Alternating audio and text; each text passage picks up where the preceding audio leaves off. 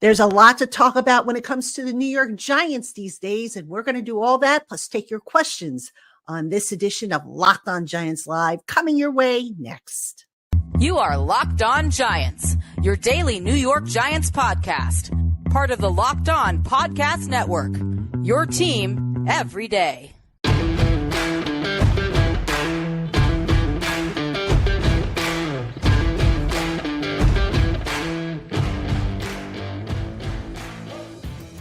This episode of the Locked On Giants podcast is brought to you by Game Time. Download the Game Time app, create an account, and use the promo code LOCKEDONNFL for $20 off your first purchase. Last minute tickets, lowest prices guaranteed. Hello, New York Giant fans. Welcome to Locked On Giants Live. I'm your host, Patricia Traina, credentialed member of the media, cover the New York Giants for Fan Nation's Giants Country, as well as Locked On Giants. And I am with Bad Dog, credentialed member of the I Hate the Bleeping Eagles Club, who's probably thrilled that the Giants spanked the Eagles in the regular season finale. Even though it meant nothing to the Giants, I'm sure he's thrilled about that. So he's a credentialed member of that. And it's just going to be the two of us tonight. Unfortunately, Taina couldn't make it. He got called into work at the last minute. Darn the government, you know. But yes, when the government calls, you got to go. So it's just me and Dog. But we're happy to have you with us. Dog, how you doing, my friend? Yeah, it might have been meaningless for the Giants, but it meant a lot to me. I got to be honest, that was the best way you could finish the season. We lost one draft position, and we were never going to couldn't move up because every team ahead of us lost. So the worst thing, and the Chargers aren't taking a quarterback, so you ain't got to worry about that. But the fact that the Giants made the Eagles quit, they made them quit. There was 14-10, Washington and Dallas were in a close game, and the Giants are beating them so bad. Nick Sirianni said, get them out, throw the towel in, tap. I tap. We can't beat them. We can't beat this team. So just embarrass Philadelphia, to send them reeling, to just see, them collapse. That's a lot of fun. Now, hopefully the collapse finishes up on Monday, but it's been a long time since the Giants have beaten the Eagles and can say that they really wiped them out. So it's a good feeling. It was a good way to end the season for the Giants. I was thinking of you, man. I said, man, Dog must be going crazy on this. Yeah, but anyway, I just want to tell everybody who's on the live stream, I actually have something different I'm going to do tonight on the live stream. And that is, and I know a lot of you have questions about Carmen Bricillo, who the Giants hired as their offensive line coach. I have reached out to a couple of colleagues of mine, my colleague over at Locked On Raiders, as well as my colleague over at Locked On, actually it's Raiders Today. He's with Fan Nation. So that's going to be my Monday show. But because I love you guys, I love you all, including you, Papa Goot. So I'm glad to see you in the chat. I am going to play for you a 10-minute video a little later on in the podcast. Great stuff from your boy Q, who is the host of Locked On Raiders. He tells me all about Carmen Bricillo. And you guys are just going to love this guy, this Carmen Bricillo. And if you think Q had great things to say about him, wait till you see Monday's show when Hondo Carpenter, who's from Raiders Today, gets on and talks about him. I mean, Hondo just went on and on about him. And the more I heard, the more I was like, oh my goodness, the Giants got themselves a winner. Fingers crossed at any rate. So that's going to come up a little later on in the program. But Dog, let's get it started here. I guess I got to start with the coaching turnover. How much of that was a surprise to you? I think the way Winklev was a surprise, but losing you and Chris talked about it all year. Bobby Johnson probably wasn't long for the team. McGaughey probably wasn't long for the team. We know these are areas that the Giants struggled. Now getting that punt return, I never can say the guy's last name right. Olszewski, I don't know. I probably botched it. Okay, yeah. What is it? Olszewski. Okay, well, sorry, I don't mean to botch a kid's name because he was great. Okay. Not only did he catch the ball, he had a 94-yard punt return for a touchdown. He actually got yards. He looked confident, but I was like, why did it take so long to actually get a punt returner back there instead of starting with Eric Gray? Of course, we had field goals blocked. It was just a disaster most of the year. So you saw that coming. Definitely Bobby Johnson. I mean, that's been a contention for Giants fans saying, listen, man, we got JMS here. He's a rookie. You got Evan Neal, who has not developed at all. And Evan Neal came out. He was supposed to be a big-time stud. and he just hasn't developed, and he might have even regressed. He's dealt with injuries. He's just not been good. And the offensive line as a whole was terrible. I mean, the Giants gave up the second most sacks in the history of football. I forgot exactly how many it was. They weren't going to catch 85, I think it was. 85, 5 a game. They gave up 5 games. Some of that's on the quarterback without question, but most of that's on the offensive line. And they were just a bad group. You look at Barkley, even averaged less than 4 yards a carry, didn't get 1,000 yards. I know Barkley missed some time with some injuries, but that line is just not good. And you got a lot of young guys in there. You know, you're talking about bringing McKinney back. He'll be in his 3rd year. Azudu, who played out of position. But those guys are young guards. JMS is a young center. Evan Neal is a young right tackle. Andrew Thomas is a young left tackle. The Giants have a young group of linemen that need to be coached up. And hopefully, Carmen's the guy. Now, I can tell you this, Patty. If Brian Daboll is ever having a bad day or doesn't want to deal with the media, he can send Carmen right out there. Nobody's going to know the difference. How those two look that similar is beyond me. It's scary, actually. It is. It really is. My gosh, when I saw that, I was like, you know, I did double take. I'm like, oh my gosh, this doppelganger. And everybody, we were kind of joking about it. We're like, oh, Daboll's hired this guy so that, you know, if the fans get ticked off at him, he could be the guy that stands in for him. But yeah, I mean, with the court, all right, Bobby Johnson, we all kind of knew that was going to happen. I mean, that wasn't a surprise. With the coordinators, I honestly thought Kafka was going to be on the hottest seat of them all. McGahee, I went back and forth with. And then, you know, the more I thought about it, it's like, okay, yeah, he's been inconsistent the last, 6 years, but Daboll's probably only interested in the last 2. Mm-hmm. And that's when, you know, I started to think, okay, there's a possibility he goes. Wink, I thought they might work it out. And then you had this whole big brouhaha with the Wilkins brothers. Yeah. I mean, how wild was that? Yeah. Listen, Patty, we talked about this right at the beginning of the year, mentioning how something seemed to miss. Something was different about the team. Something was just different. I mean, you could never put your finger on it. You just said they don't seem the same. The body language is different. The way they're playing, the execution, everything is different. And if there was this tension between Daboll and Wink right from the beginning, obviously it can divide a locker room. You know, you got your defensive guys. Now, it didn't affect the 85 Bears because they're one of the most talented teams of all time. But, you know, Buddy Ryan and Mike Ditka had their differences, and Buddy Ryan was gone the next year, became the head coach of the Eagles. So, you know, Wink's been around a long time. I hear Daboll's hard to work for. I don't know. Wink can be stubborn. I mean, Wink may think he knows more than Daboll. Wink's been in the league how many years and never got a coaching job. Daboll did. I don't know if that has anything to do with it or not. But obviously the tension was there all year. I like Wink. I didn't have a problem with Wink Martindale. I certainly would not have had a problem with him staying on. I know we gave up a lot of yards, but we also were tied for the league lead in turnovers forced. I think they had 31, and most of them came in the last 10 weeks of the season where the defense was just, you know, taking the ball away. And that certainly helps the offense. So I don't know if I saw that coming. I don't know if that was a way of the Giants just saying we're going to pull the rug out from underneath them and take the Wilkins brothers. I don't really know because I'm not in the locker room. But I think it's best that they part ways. I relate it to maybe that was just a marriage. They just stayed together for the kids and, you know, just didn't work. It got worse. And then everybody was worse off for it. So parting ways is probably the best thing for all parties. And we move forward with a new defensive coordinator, whoever that may be. You know, interesting theory here with Wink Martindale. I mean, Daboll had never worked with him before. He had never really crossed paths with him before. So, you know, on my show yesterday, or actually on today's recorded show, I had Ed Valentine, a Big Blue View on, and he said, you know, it was kind of like a shotgun marriage, an arranged marriage. And sometimes arranged marriages will work out and sometimes they don't. And it's interesting because we were applauding Daboll last year for mixing it up and not bringing in all of his buddies, you know, and mixing it up.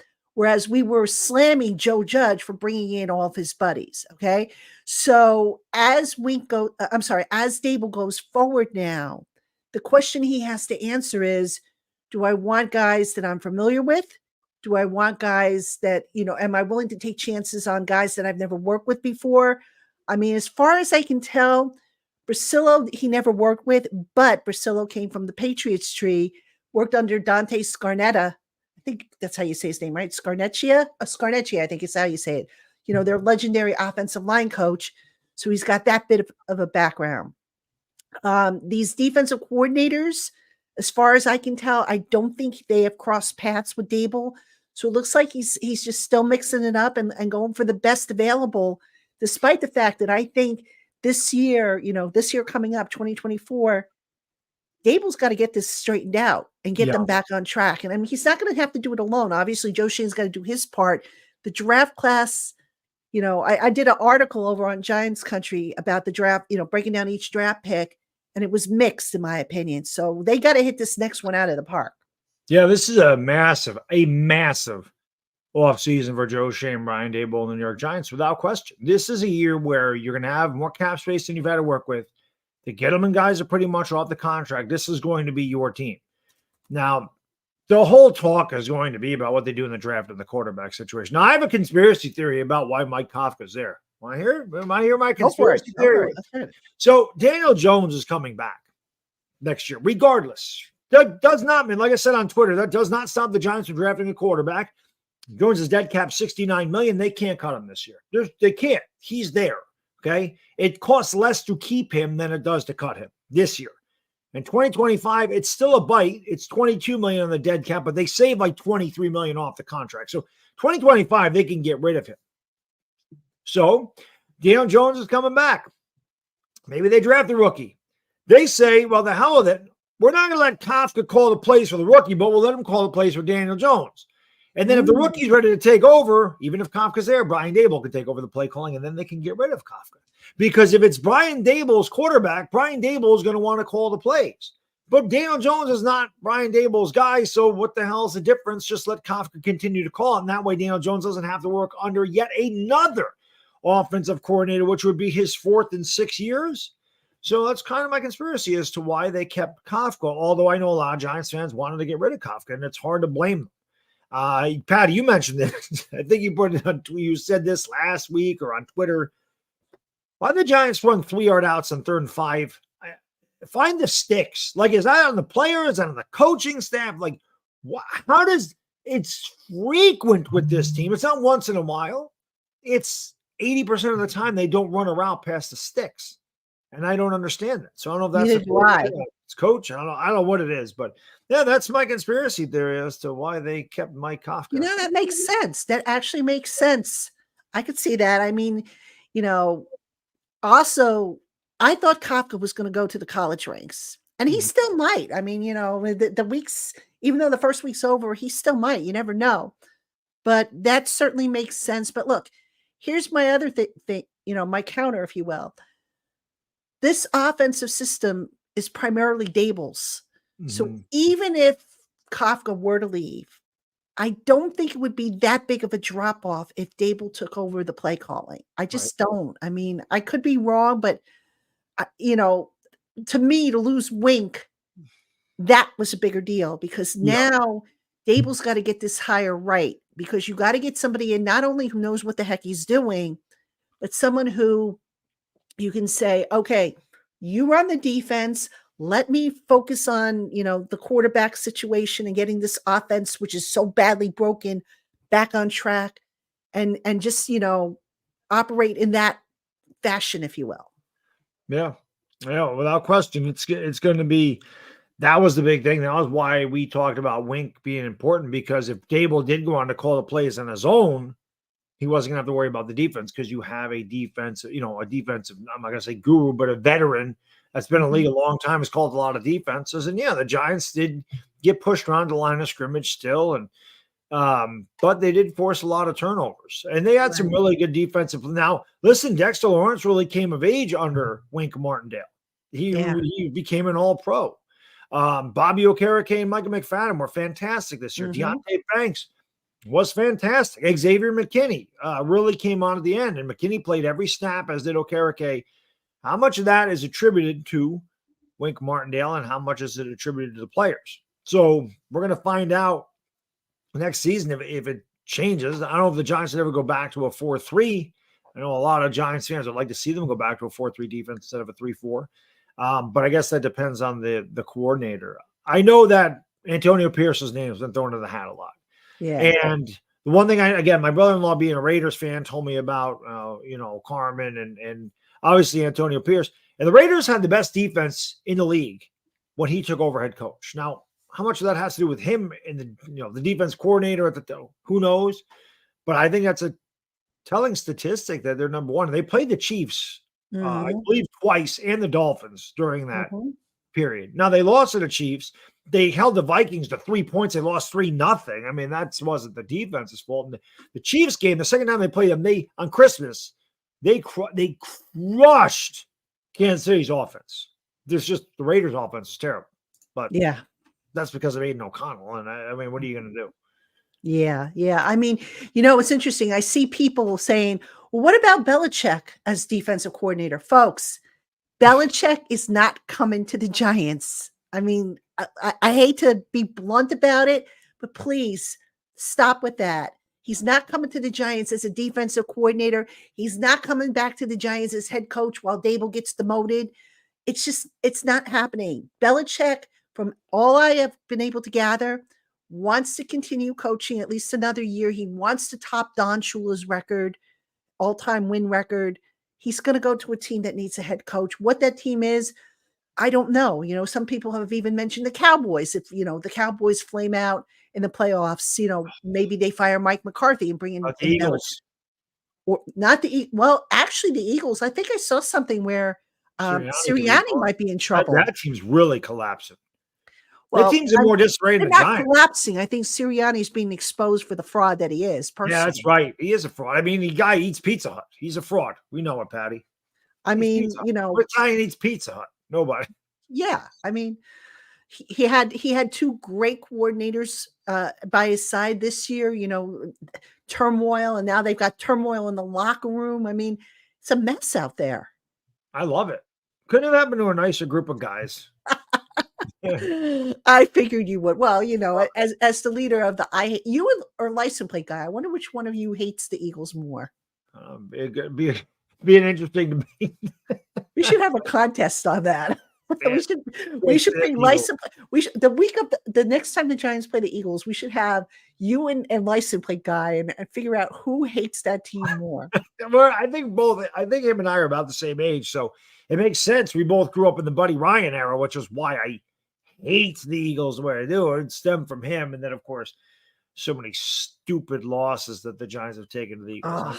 Stupid. I mean, a lot of the younger guys only remember the Miracle in the Meadowlands Part 2. Now, I'm not quite old enough to remember Part 1.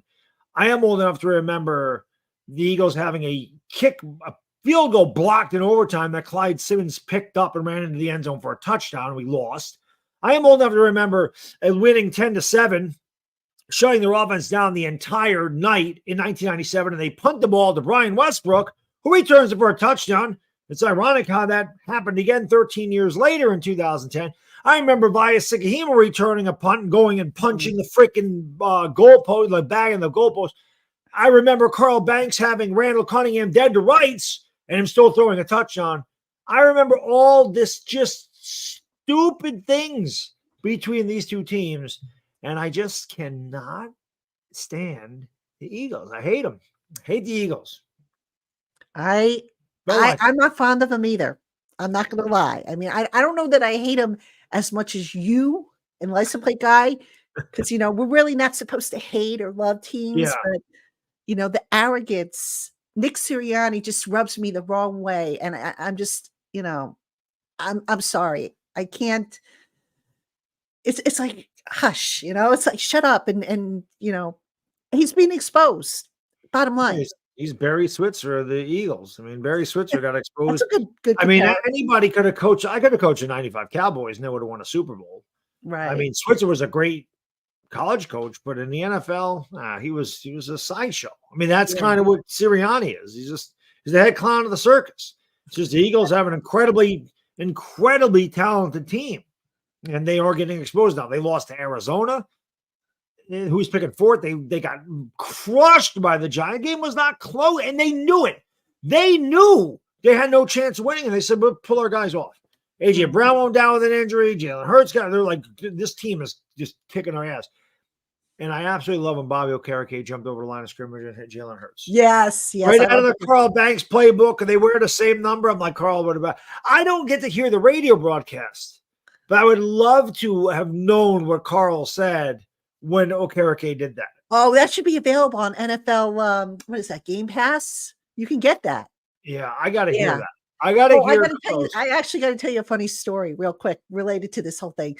So I stayed over in East Rutherford after the Eagle game because I had to be up early for baggy day the next morning.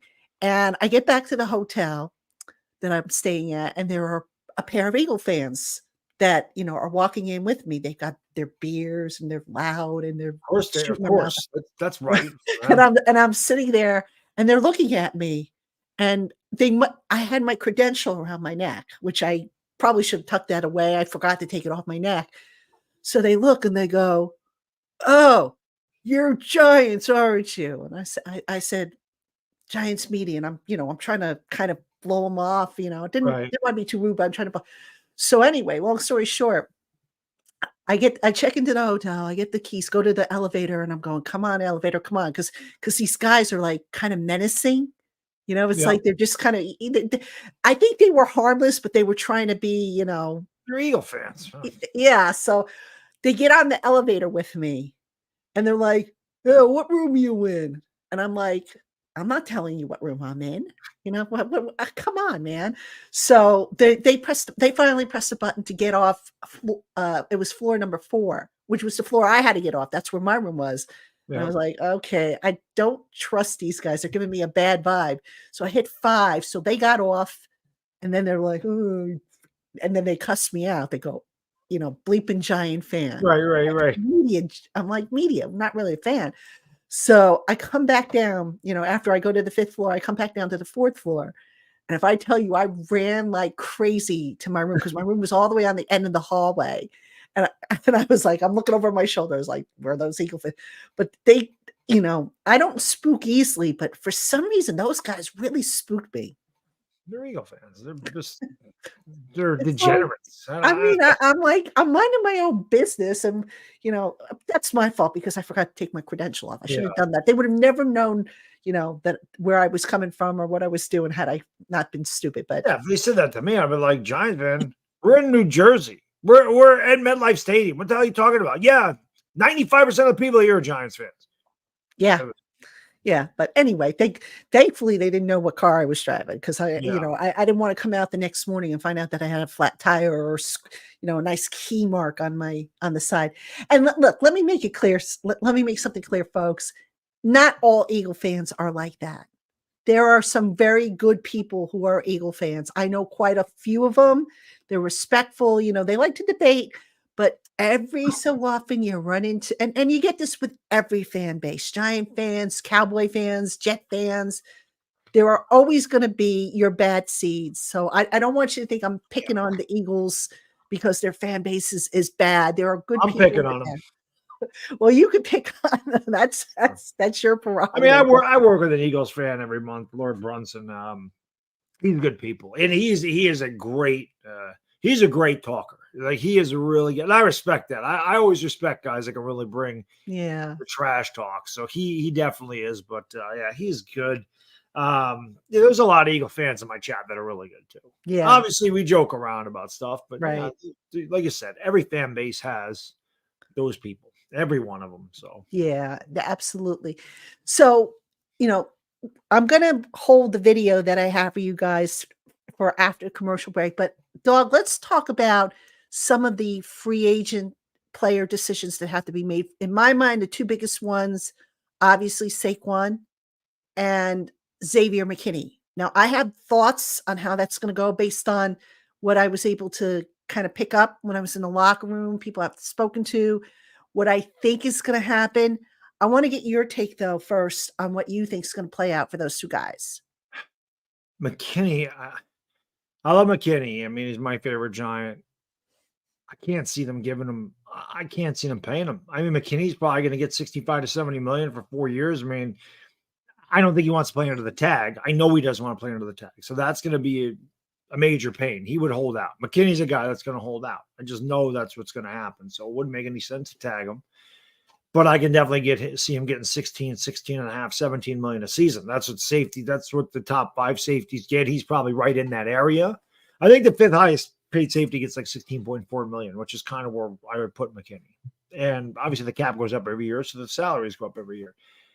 I think he's going to walk. I think the Giants are just going to end up with a compensatory pick for McKinney. With Barkley, it's different. I don't think they tag Barkley this year. I don't think they tag Barkley. What I think they're going to do, I think they're going to go up to Saquon and say, listen, we're going to let you test free agency. The Giants will all give him an offer. Say 2 years, 24 million, 3 years, 29 million, something like that. I'm not giving him extended years. Maybe a 3-year deal, like I said, 3 years, 29, 30 million, with you can get out of it after 2. Where they structure it, where the dead cap in the 30 it really isn't much. And if he gets a better deal and wants to take it, they can say, listen, thank you for your service. Go get your money. And we're done. That's the way I look at it. And if Barkley really wants to retire a Giant, the Giants say we'll give you 3 for 30, and the Bills say we'll give you 3 for 36. Barkley can say, nope, I'm just going to take the 3 for 30.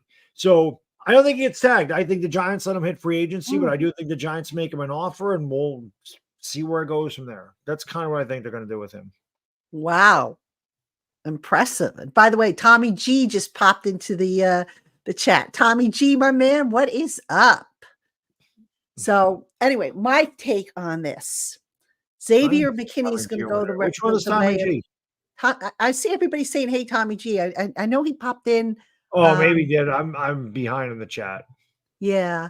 I see everybody saying, hey, Tommy. So, I just wanted to send a shout out to Tommy. Gotcha. Good dude. If you haven't checked out his show, do check out his show. It's over on the Giants Country channel. Does a great job with that, by the way. But let me get back to McKinney.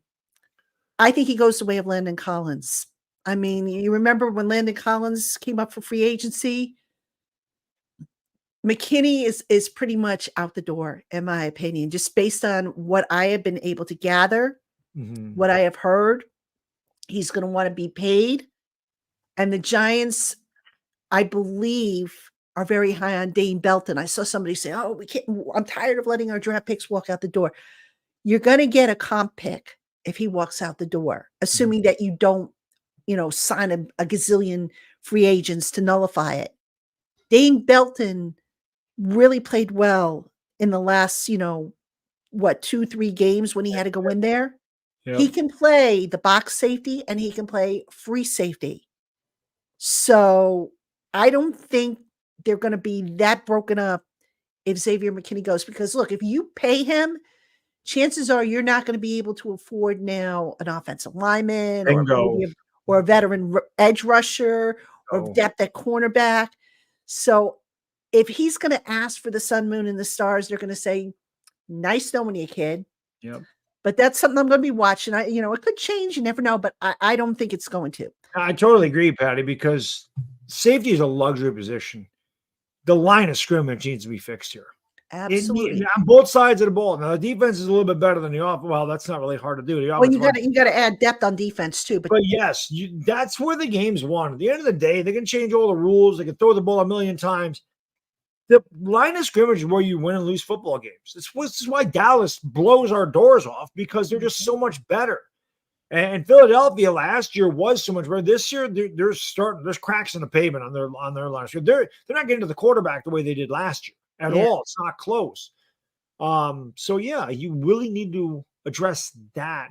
You work from the inside out when it comes to a football team. You start there and you work your way out. So I think Belton has shown enough to be the safety. I don't know what Pinnock's contract is. I don't know if he's a free agent or not. I'd have to look that up. I think he played well too. So, and you can draft one. You can draft a safety. So I do. I just don't. It's not because they don't want to keep McKinney. It's just there's more. You're not going to overpay for him, right? There's more important positions, right? And to mute somebody's giving him money. Somebody's giving McKinney money. And muted Grell, you say Belton has had trouble staying healthy. Well, so has McKinney. So, injuries going to happen. Hopefully, by the way, speaking of injuries, they figure out why these injuries continue to happen. I mean, we asked the question again of Joe Shane at the end of the press conference, or we were in press conference. They don't I have an liked answer. your question, by the way. I liked your question about the Which quarterback. one? I think I got 2 in. Which one You did did. you like? There was at the beginning. There was one about the quarterback situation. Oh, the timing? Yep. Yep. Not that he answered it. I don't think he answered it at Well, all. he danced around it, but that's how you know it's a good question. I If they don't suppose. give you a straight answer, when they don't give you a straight answer, you know he asked a good one. I try. I came in and I checked with my Blue Crew community and I said, what do you guys want to know most? And a bunch of people sent me, ask about this, ask about that. So I try to be the voice of my Blue Crew community members. Information of which, by the way, if you're interested, is in the show notes. It's the join subtext thing. We'll talk about that a little later. There'll be a brief commercial on that, but yeah. And then there's my own curiosity about these things. So I sat up Sunday night with my notepad. I wrote down questions and I say, okay, how can I answer the questions? If I can answer the questions, and guess what Joe Shane and Brian Daboll are going to say, then the questions get thrown out. Right. If I can't, then they go in the hopper, if you will, for consideration. Patty, not to interrupt you, just real quick. Do you know the person that asked Daniel Jones if the Giants should draft the quarterback? I do, and I don't know that I should say who it is. You don't need to. I just got to say, that was the dumbest, most disrespectful. Listen, I was surprised that person asked that question. Let's put it that way. Quarterback, without question. And again, his production or lack thereof be damned. It's his health. It's scary. These are serious injuries. But how do you, straight-faced, with media credentials, go up to the quarterback of the Giants and go, Daniel, do you think they need to draft the quarterback? You know what? I couldn't believe it. But then again, and I don't want to sound condescending. There were questions asked this year in these little huddles that just made me go, are you serious? That one I couldn't. That one, I was like, wow, but anyway, let me get to Saquon. I want to talk about Saquon real quick and what I think is going to happen. Now, you mentioned you don't think he's going to get the tag. I have a little different perspective on here. I was talking with somebody today who has a direct pipeline to Saquon. And without going into the juicy details, my feeling is that, Saquon would like the long-term deal. He would like to stay a Giant. That has not changed. The Giants, however, don't want to go hog crazy with overpaying him because, again, they have other needs that they want to address and they can't go and give him, 14, 15 million a year. That said, I am getting the feeling that right now, and this is subject to change. I want to stress this. This is subject to change. Right now, the Giants have one kind of price in mind, if you will. Saquon might have another price in mind. Now, remember, Saquon has 2 agents. He's got Kim Miali of Rock Nation and Ed Berry of CAA. So CAA has a pretty good track record of getting deals done. They don't make things difficult. They get it done. So it's possible that they can get something done. But I do know this. Saquon does not want to get tagged again. If he does get tagged again, unless it's, to buy more time, then I think, that'll be acceptable. But if they don't reach if they reach a stalemate like they did last year, I would not be surprised if there is a tag and trade in his future. Mm-hmm. Yeah, I didn't even think about that, but that is very possible. I mean, you would think they would make an effort to bring him back here. Otherwise, they would have traded him during the season. Right. So you would think that they would do something like that. And listen, I mean, Joe Shane and Brian Daboll, they come from Buffalo, and Buffalo is a team that could use Saquon Barkley. Sure. So maybe it is. Who knows? Maybe the Giants get Stephon Diggs out of the deal. I don't. Yeah, keep dreaming, man. Yeah, I know, but no, seriously. But Buffalo makes a lot of sense. But look, if you can't reach a deal, if you know early on, if Shane is like, okay, Saquon, I can't go more than 3 years with 2 years guaranteed money at, say 23 million guaranteed money. And Saquon's saying, no, Joe, I want at least 30 million over 3 years. If they have that kind of stalemate, I would not be surprised if maybe they look to move Saquon before the draft. It depends on how big the gap is and if they feel they can they can, close it. Now, if you're Joe Shane, you're not building around Saquon. Saquon is another year older. He's had more injuries this year, the ankle injury. He's a great player still. I mean, I'd take him over just about anybody, except maybe Christian McCaffrey, obviously.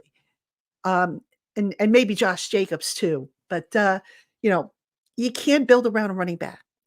You got to look to the future here. And, one of the things that I get the impression that Shane doesn't want to fall into is holding on to guys a year too late. You know what I mean? Yeah. Yeah. I mean, that's the whole thing. You just,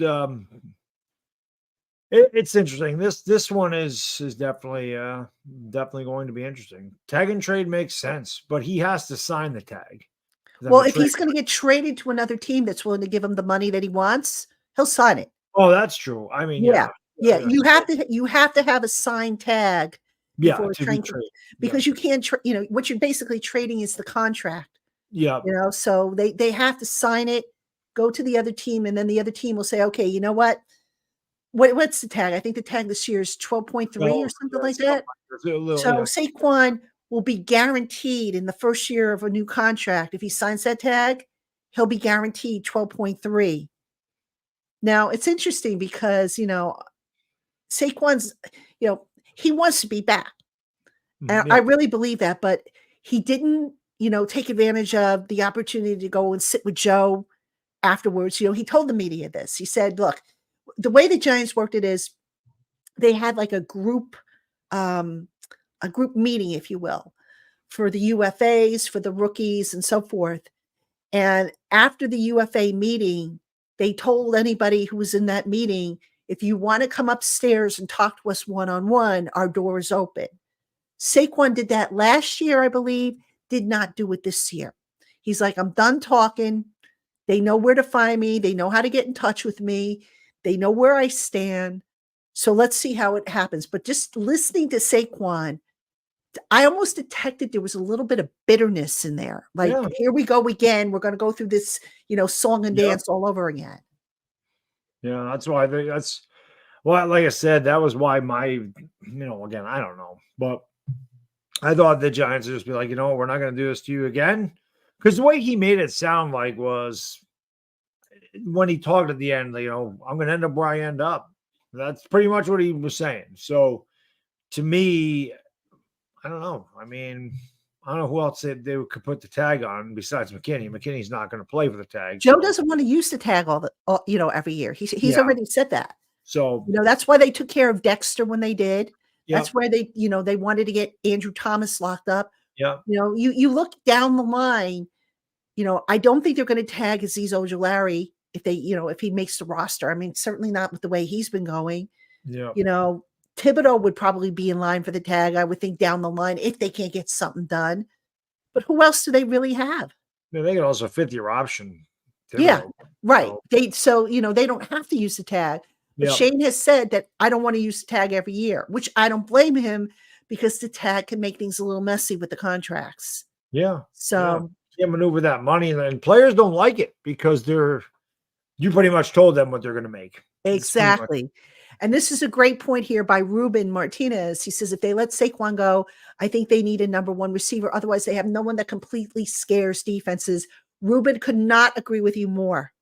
And I do think number one receiver is high atop the wish list. Is that a possibility that they draft him, the number one receiver? Because it's a possibility. There are, things out there. Malik Neighbors is a name you hear a lot. I am a big fan of Romo Dunze. I was joking around because when you asked, I don't know, I think this was with your question.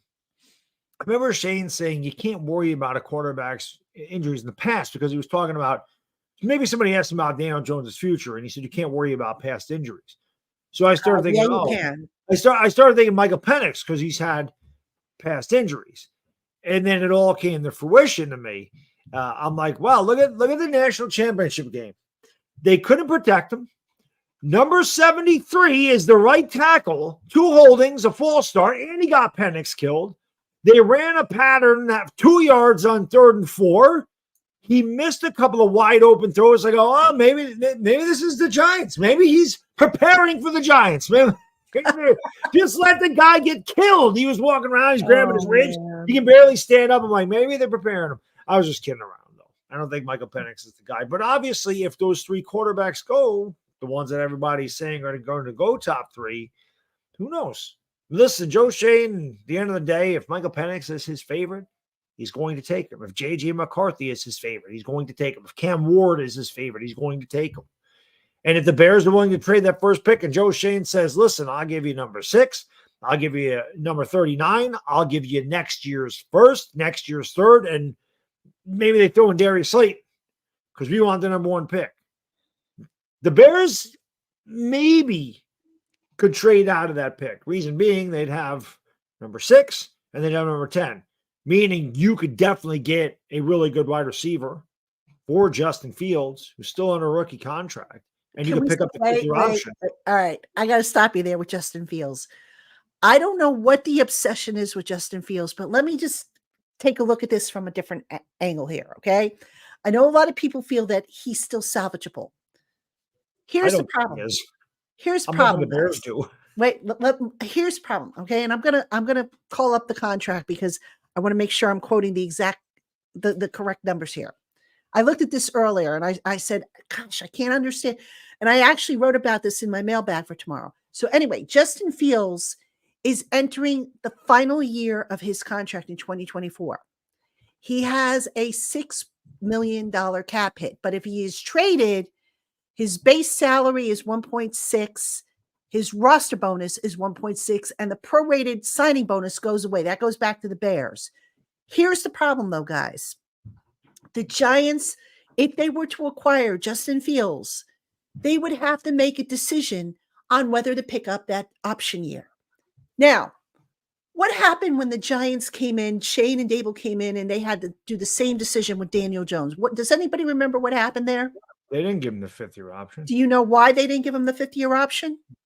Well, the neck injury, I would imagine, had something to do with it. And the fact that he wasn't their quarterback.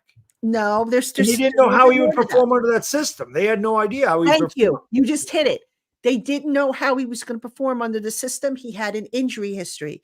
So why do people think that Justin Fields, if the Giants were to trade for him, that, he's going to come in and, by the way, the Giants are going to give up all these assets when they have receiver, offensive line, edge rusher, backup, depth at defensive tackle and so forth. And I can go down the line.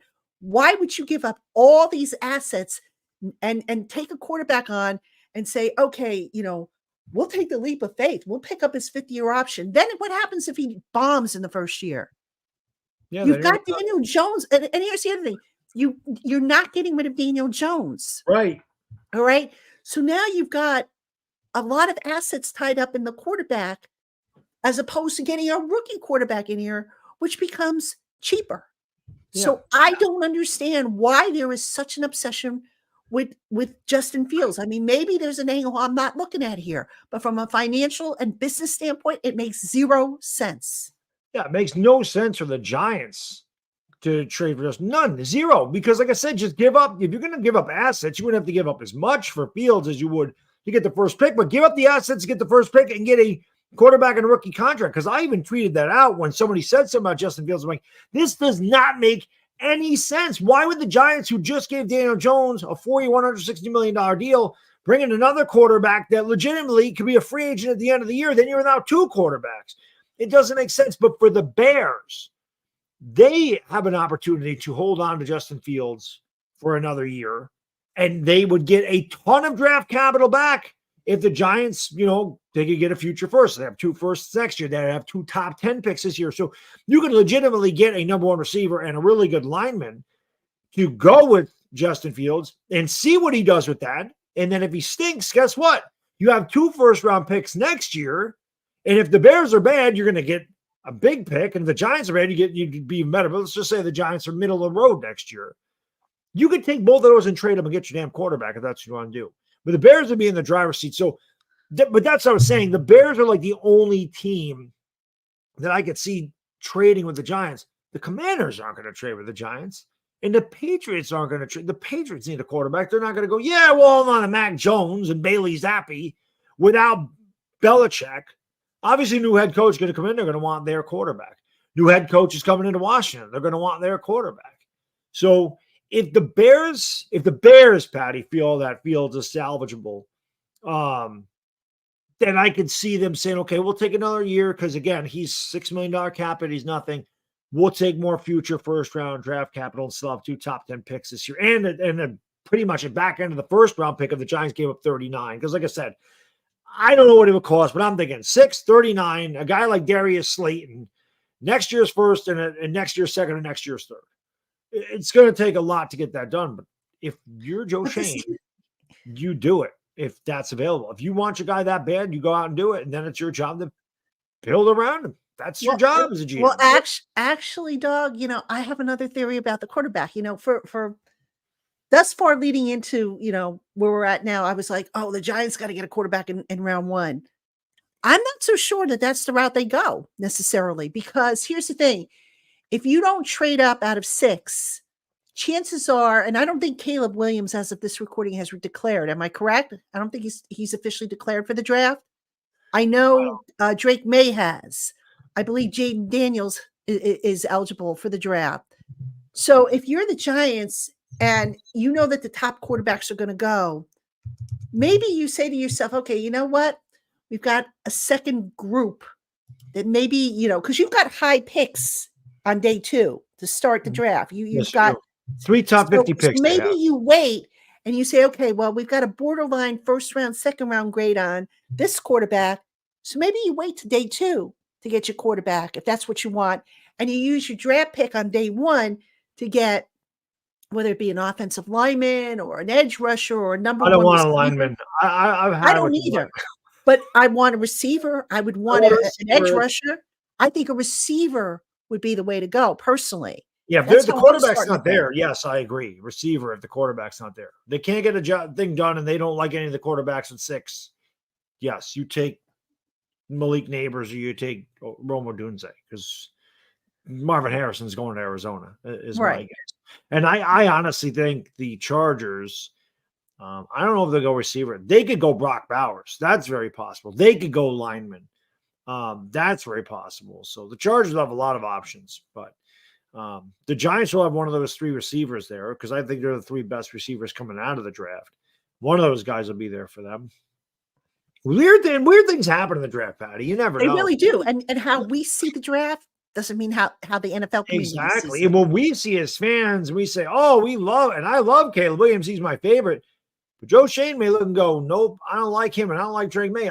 Michael Penix is my guy. Just because we think a certain thing doesn't mean Schoen thinks that. Exactly. At the end of the day, his opinion is the only one that matters. Exactly. And Brian Daboll says, I can do something with this kid. Let's get him in here. The combine is usually a pretty good place to pick up scuttlebutt. I've had some success over the years and figuring out what the Giants were going to do by getting to the combine, especially when they're picking high. Yeah. So here's another thing, and I mentioned this either maybe on a basketball stream. I don't know. I might have mentioned this during when I did the national championship game. We're gonna know what the Giants are doing in the first round by what they do in free agency. Exactly. If they sign a guy like Tyrod Taylor, they're not drafting a quarterback because it would make no sense to carry 3 quarterbacks. It would make no sense to pay Tyrod Taylor or Ryan Tannehill or Marcus Mariota 2 years, $14 million, 2 years, $15 million, and then draft a rookie and carry 3 quarterbacks. It makes no sense. And you still got Tommy Cutlets too. Don't forget. Right. So you're not doing that. Now, if they don't take a backup quarterback, then I would definitely start saying, okay, they must have made a deal or they got something worked out because there's no doubt Joe Schoen's working the phone right now as we speak. I'm sure he is. Trying to figure out some way if he wants quarterback, how do I do this? How do I maneuver? What am I going to do? All this stuff. Because listen, as bad as Evan Neal has been, and a lot of that to me falls on coaching, Joe Schoen's draft picks have been very good for the most part. Very good. Wan'Dale Robinson looks like a player. Micah McFadden looks like a player. Deontay Banks was amazing this year. So Dane Belton has really come on here. Kayvon Thibodeau, has flashes of brilliance, and then he just needs to be more consistent. But the talent is definitely there. So I trust what he's going to do. We have no choice. We have to trust. He's been here 2 years. He's rebuilding. Now, we accelerated the process by making the playoffs and got guys like me very excited and thought, oh, look at this. We turned it around really quick, and we didn't. There's still a lot of work to do. Yes. And a lot of it has to do with that line of scrimmage. So we've taken a lot of swings in the draft at the line, and I don't want to do it anymore. I'd rather pay the money and get a legitimate NFL player. And did you mention it, Patty? Somebody put it on Twitter. Said, look out for these guys with the Raiders, because obviously the Raiders offensive line. And speaking of which, that's actually a good break. I have a video just for those of you who have jumped in and joined the live stream here. I'm going to play coming up a video interview I did with your boy Q, who is our Locked On Raiders host. And actually, this is going to be part of my Monday show. I spoke to your boy Q, as well as Hondo Carpenter, who covers the Raiders. He's actually really tight within the Raiders organization. And I asked him specifically about Bricillo, the new offensive line coach. So I'm going to play for you guys a little later on in the show. I'm going to play for you my interview with your boy Q, because I thought he gave some really good intel about, what the Giants are getting in him. So what I'm going to do now is I'm going to take my first commercial break. I do have to take commercials. So when we come back, we'll just continue the discussion. And I think I will get that video in at some point in this next segment coming up. So don't go anywhere. We'll take a quick break and we'll be right back.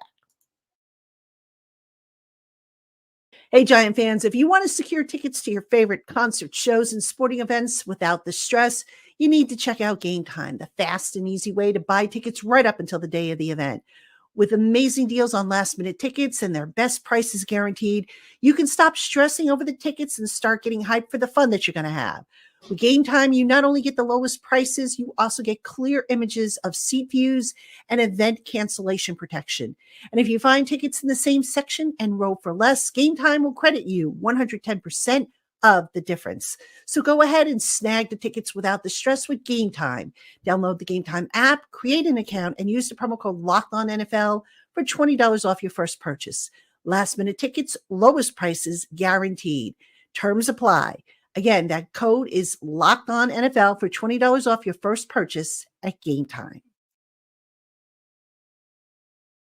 Hey, Giant fans, Locked On has launched the first ever national sports 24/7 streaming channel on YouTube. Locked On Sports Today is here for you all day, every day, covering the top sports stories of the day with the local experts of Locked On, plus our national shows covering every league. Go to Locked On Sports Today on YouTube and subscribe to the first ever national sports 24/7 streaming channel. All right, everybody, welcome back to Locked On Giants Live. You got Traina and Dog. Traina, unfortunately, had to work tonight. He got called into work at the last minute. But Dog and I are holding it down. And hopefully you guys are still enjoying the chat. I know a lot of you were looking forward to what you call the dream team. But, you got 2/3 of it hit, I guess. So it's better than nothing. And by the way, while we were in commercial break, I just got a notice. Mike Kafka had his interview today with the Tennessee Titans.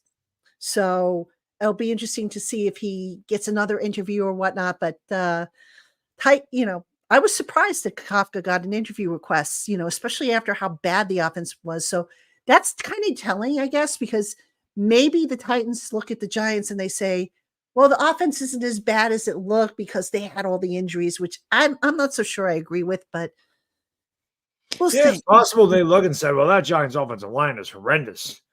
And no offensive coordinator is going to do much with that team, but we can figure it out. I don't know. How big of a concern would that be, though? Dog, let me ask you, how big of a concern would that be if Kafka leaves and now Daboll's got to hire 3 new coordinators? I mean, that's basically like starting over, no? It is, but we talked about it, and the Giants have got to take big swings this year.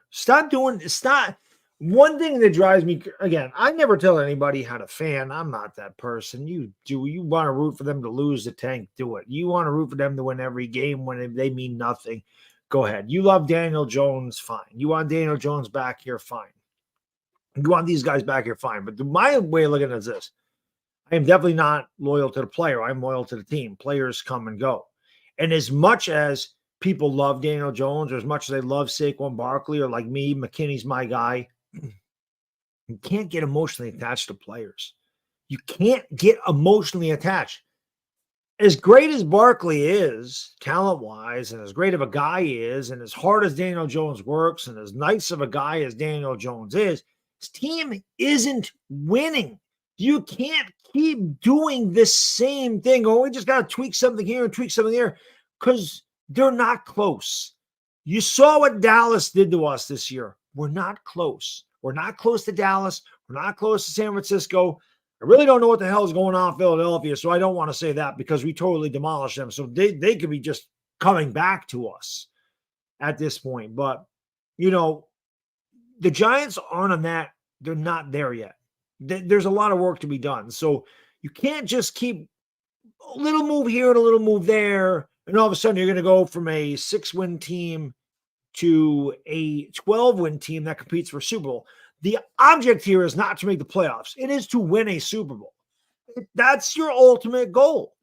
If you're Joe Shane, you have to look at yourself, or you look at the team and go, can we win with Daniel Jones? Is that a possibility? Can we win a Super Bowl with Daniel Jones? That is what he has to ask himself at this juncture. Can he stay healthy? Will his neck act up again? Will he tear his ACL again? Will something else happen? Saquon Barkley, a lot of injuries. Do we want to pump all that money into the running back? We're not winning with Saquon Barkley. Yeah. Is that what we want to do? Do we want to take that money and put it? I keep saying, do you want to take the money? All the people that complain about the line, well, Barkley can't run because of the line. Barkley can't run because of the line. Daniel Jones can't pass because of the line. The line sucks. The line sucks. Put the money in front of the quarterback, not behind him. Thank you. So if they want to move on from Barkley, I love Barkley, but I'm not going to cry because one of my favorite players is gone. I understand. I've been a Giants fan for 40 years. I saw Lawrence Taylor leave. I saw Eli Manning leave. I saw the greatest players at each position in the history of this franchise. Lawrence Taylor is the greatest defensive player in the history of football. Okay, Michael Strahan's the greatest defensive end we've ever seen with the Giants. Monty Toomer has all the records. Odell Beckham was the flashiest. Victor Cruz was amazing for a few years. But nobody has more records than Monty Toomer. He's gone. Eli Manning's the greatest quarterback in the history of the Giants. Right. I watched him come and go. I've watched him win 4 Super Bowls. I've watched him win 5 NFC titles. I've watched Bill Parcells, Hall of Famer. I've watched Bill Belichick as the defense coordinator, Hall of Famer. Tom Coughlin's going to be a Hall of Famer. I've seen a lot of great come through here. And as much as I grow attached to players because they're wearing our uniform, if Saquon Barkley goes to the Eagles, I ain't going to like Saquon. It's not that I don't like Saquon. I don't like that jersey he's wearing. So you root for the laundry. You're not rooting for the player. If Saquon Barkley decided, I'm going to Dallas, everybody that wants Saquon Barkley to stay here, you're going to be like, oh, I'm going to go root for Saquon. No, you're not. Not if you're a Giants fan, you're not. So. Yeah, I'm with you. I mean, look, I never thought that the Eli Manning era would end. Everything comes to an end eventually. Everything. It does. Yeah. And it's unfortunate, but anyway, real quick, I see a lot of you popping questions into the chat box. We will get to your questions a little later on. So if you just be patient with us. And if you have to leave, just put the questions in the comments section and I'll take a look at them probably over the weekend and I'll see how many are there and I'll try and answer them if you have to leave before I actually get to the questions. So anyway, folks, I do have a video that I want to play for you. My Blue Crew community members, you're going to get a different video. Just going to cut it up. You're going to get Hondo Carpenter. But those of you in this group tonight, you're going to get Your Boy Q. And what this video is, just to give you a little background, it is a raw cut, meaning when you look at it, you're not going to see all the, the graphics and the normal stuff that you see in my recorded videos that I do here on Locked On. But it's an interview that I did with Your Boy Q about Carmen Bricillo, because a lot of people have asked me, what are the Giants getting in Carmen Bricillo? Why did they snap him up so quick? Why didn't they expand, the search? So I talked to Your Boy Q, who's the host of Locked On Raiders. The interview's about 10, 11 minutes, but trust me, guys, it's good stuff. I'm going to play that for you now. When we come back, we'll talk a little bit about it, and then we'll start, maybe taking some of your questions and talk about whatever else is on the mind, because there's a lot to talk about here on the Giants. So here's that interview for you. All right, Giant fans, welcome back to the Locked On Giants podcast. I am your host, Patricia Traina, and joining me now on the podcast is Locked On Raiders host, your boy Q. He's going to tell us a little bit about the New York Giants' new offensive line coach, Carmen Bricillo. Q, thanks so much for coming on with me today. Yeah, no problem. That happened pretty quickly, huh? Yes, it did. I mean, were you surprised at how quickly it happened? I really was. I know that the Raiders had given permission to the coaching staff to go ahead and if they had interview requests, to go ahead and take them, but also keep the team in the loop with what was going on. So when I saw the request and then I saw that he was going to interview, I thought, okay, cool. He'll interview. They'll probably interview some other guys, and then he'll bring it back to the Raiders, and whatever happens will happen. But, man, for them to grant the permission to interview, and then all of a sudden we find out that he indeed is getting the job, yeah, that happened a lot quicker than I expected, for sure. Now, last year, I believe Josh McDaniels, who was the head coach at the time, said that Bricillo was the quote-unquote secret weapon. I don't know if you recall that or not. Yeah. Mm-hmm. What did he mean by that? Can you elaborate on that? Well, I just think that, and I don't know his exact, his meaning behind it, but for me, I just took it as that the offensive line was going to be a really dynamic and versatile. That was going to be the key, is the versatility of the offensive line, where all the guys that they have on the offensive line really could play multiple roles. That was one of the things that Josh McDaniels was big on. Carmen Bricillo, the offensive line coach, mentioned multiple times, got to have guys with versatility. The center, matter of fact, it's funny, Dylan Parham, who is the left guard for the Raiders, he was drafted, he was a 4th-round pick out of Memphis just a year ago. He at one point played all 3 of the interior positions on the offensive line. And so they just like that versatility, being able to flip-flop guys around for the sake of dressing guys out on game day, and just in case guys get injured and they have to move real quick. So one of the biggest keys was getting these guys not only to have versatility enough to know how to play the positions, but being comfortable in switching in the middle of the game if they have to. And that, to me, was what was meant by Carmen Bricillo as the weapon, the secret weapon, because he was going to have these guys ready to go no matter what happened. What can you tell us about his experience with developing younger players, especially players who maybe had shaky resumes prior to coming to the team? Well, I'll say this. I think that, I don't know if he necessarily was the secret weapon that Josh McDaniels had talked about, but I think he did a really good job for what he was working with. So I guess to answer your question in an easy way is I think he does a really good job with developing everybody, right? I mean, because I looked at the Raiders offensive line and I thought multiple times they should have upgraded it. They should have gone out and made sure they got a big time right tackle, or should have gone and got a right guard, and there was, and more times than not, they would go out there and get a cheaper veteran, a guy that, might have been kind of sitting out there in free agency still, or like I mentioned with Dylan Parham, 4th-round pick out of Memphis, coached him up, was able to get him to play multiple roles. What I was really impressed with, and this probably answers your question even better, they drafted Thayer Munford out of Ohio State in the 7th round. And we know how it is when you're a 7th-round pick. More times than not, you're probably not that guy that's going to make the roster.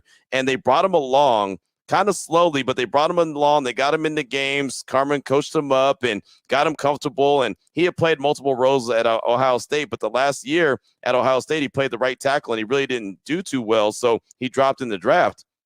They played him as an extra tight end, that extra blocking tackle in the end of the line. I mean, they did multiple things with him, and I didn't know where he was going to be. His confidence wasn't great. Well, this year, all of a sudden, Colton Miller, the Pro Bowl left tackle for the Raiders, goes down for multiple games. And who slides into the left tackle spot? Thayer Munford. And who holds it down? Thayer Munford. So a guy that the confidence wasn't great, a guy that, was doubted because he was a 7th-round pick, all of a sudden was able to just slide in, felt comfortable switching from the right side, where he played a couple times so far with the Raiders, to the left side, which we know how important that is. And he did a really good job. So I thought, okay, I see you. So I guess in a long-winded way, I mean, he does a really good job with developing everyone to get him to the point where it might not be the best, but it's good, right? It's good, and it'll help your team do what they had to do. And you saw a year ago, those guys up front, they helped Josh Jacobs lead the league in rushing.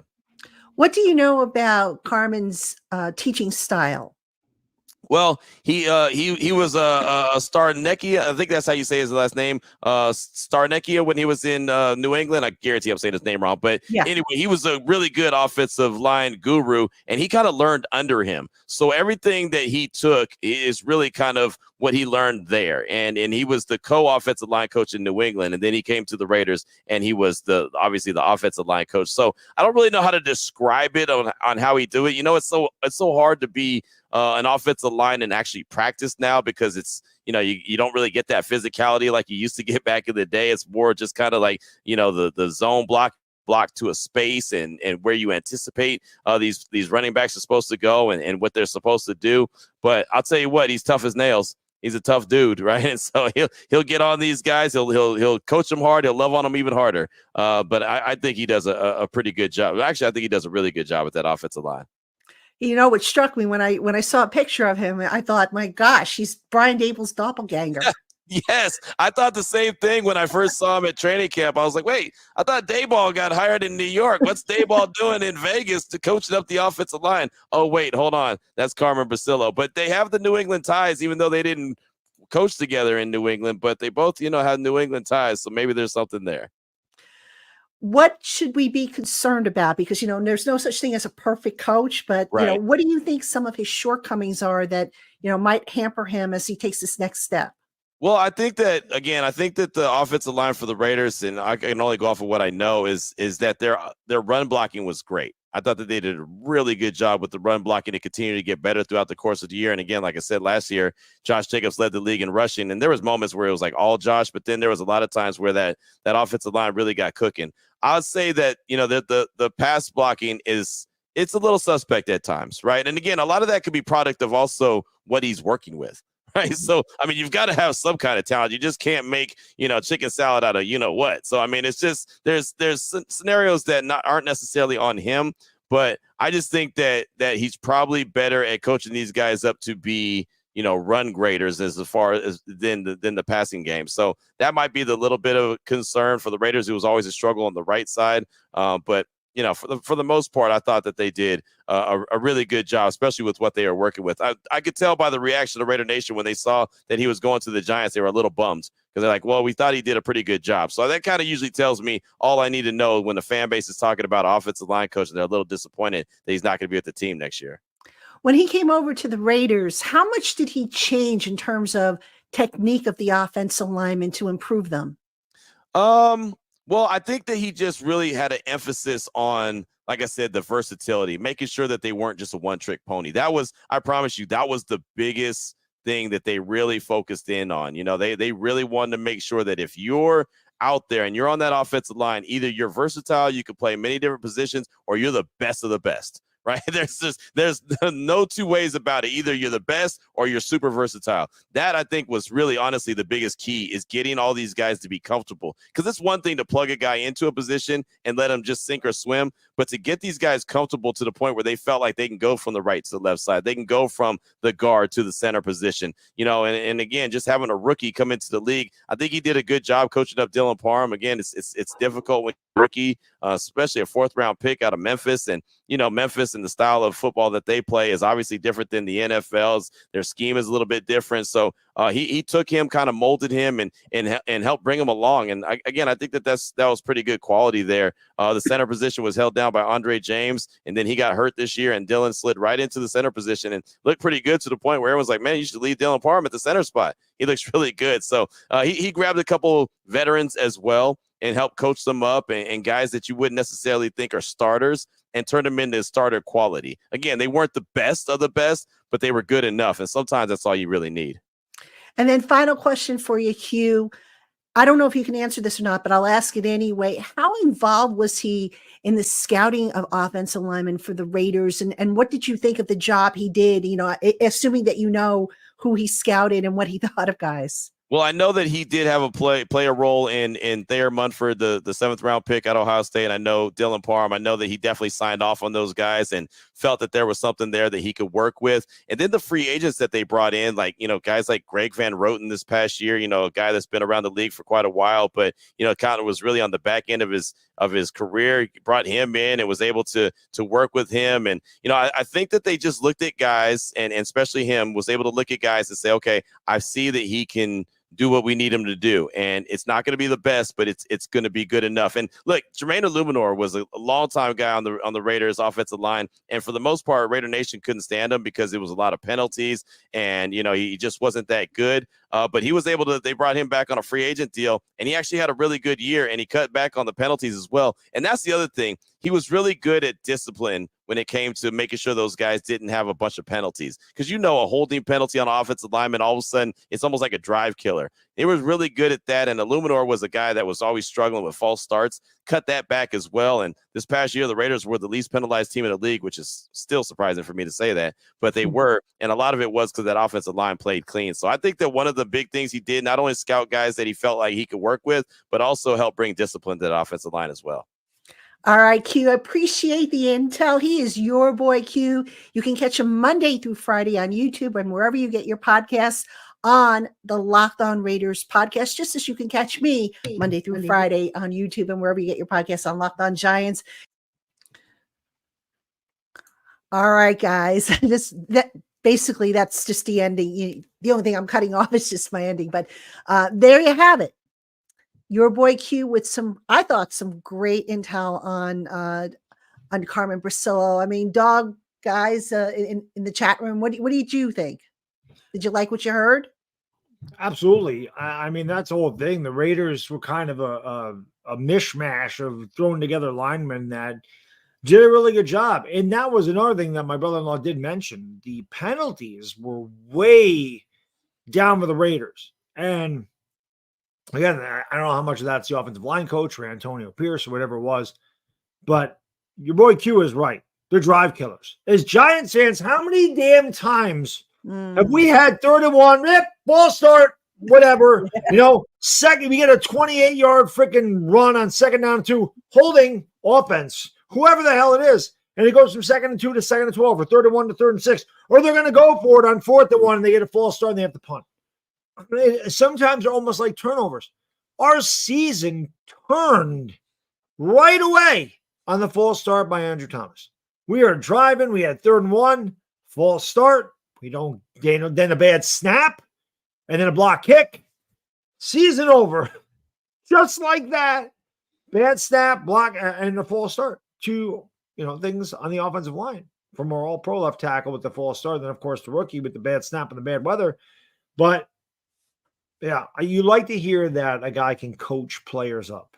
You like to hear that they're disciplined, not committing penalties, because it is such a big part of football. And bad offensive lines commit penalties because they're out of position or because they are confused about the blocking scheme or because they're getting beat and they have to grab. So yeah, if you're teaching technique and you're not getting beat and you're figuring out where you need to go, there's going to be less penalties. The line's going to be better overall. And it's about building unity. You're only as strong as your weakest link on that line. So chemistry goes a long way. And you mentioned it during preseason, why they kept shifting guys all over the place. They never really built the chemistry.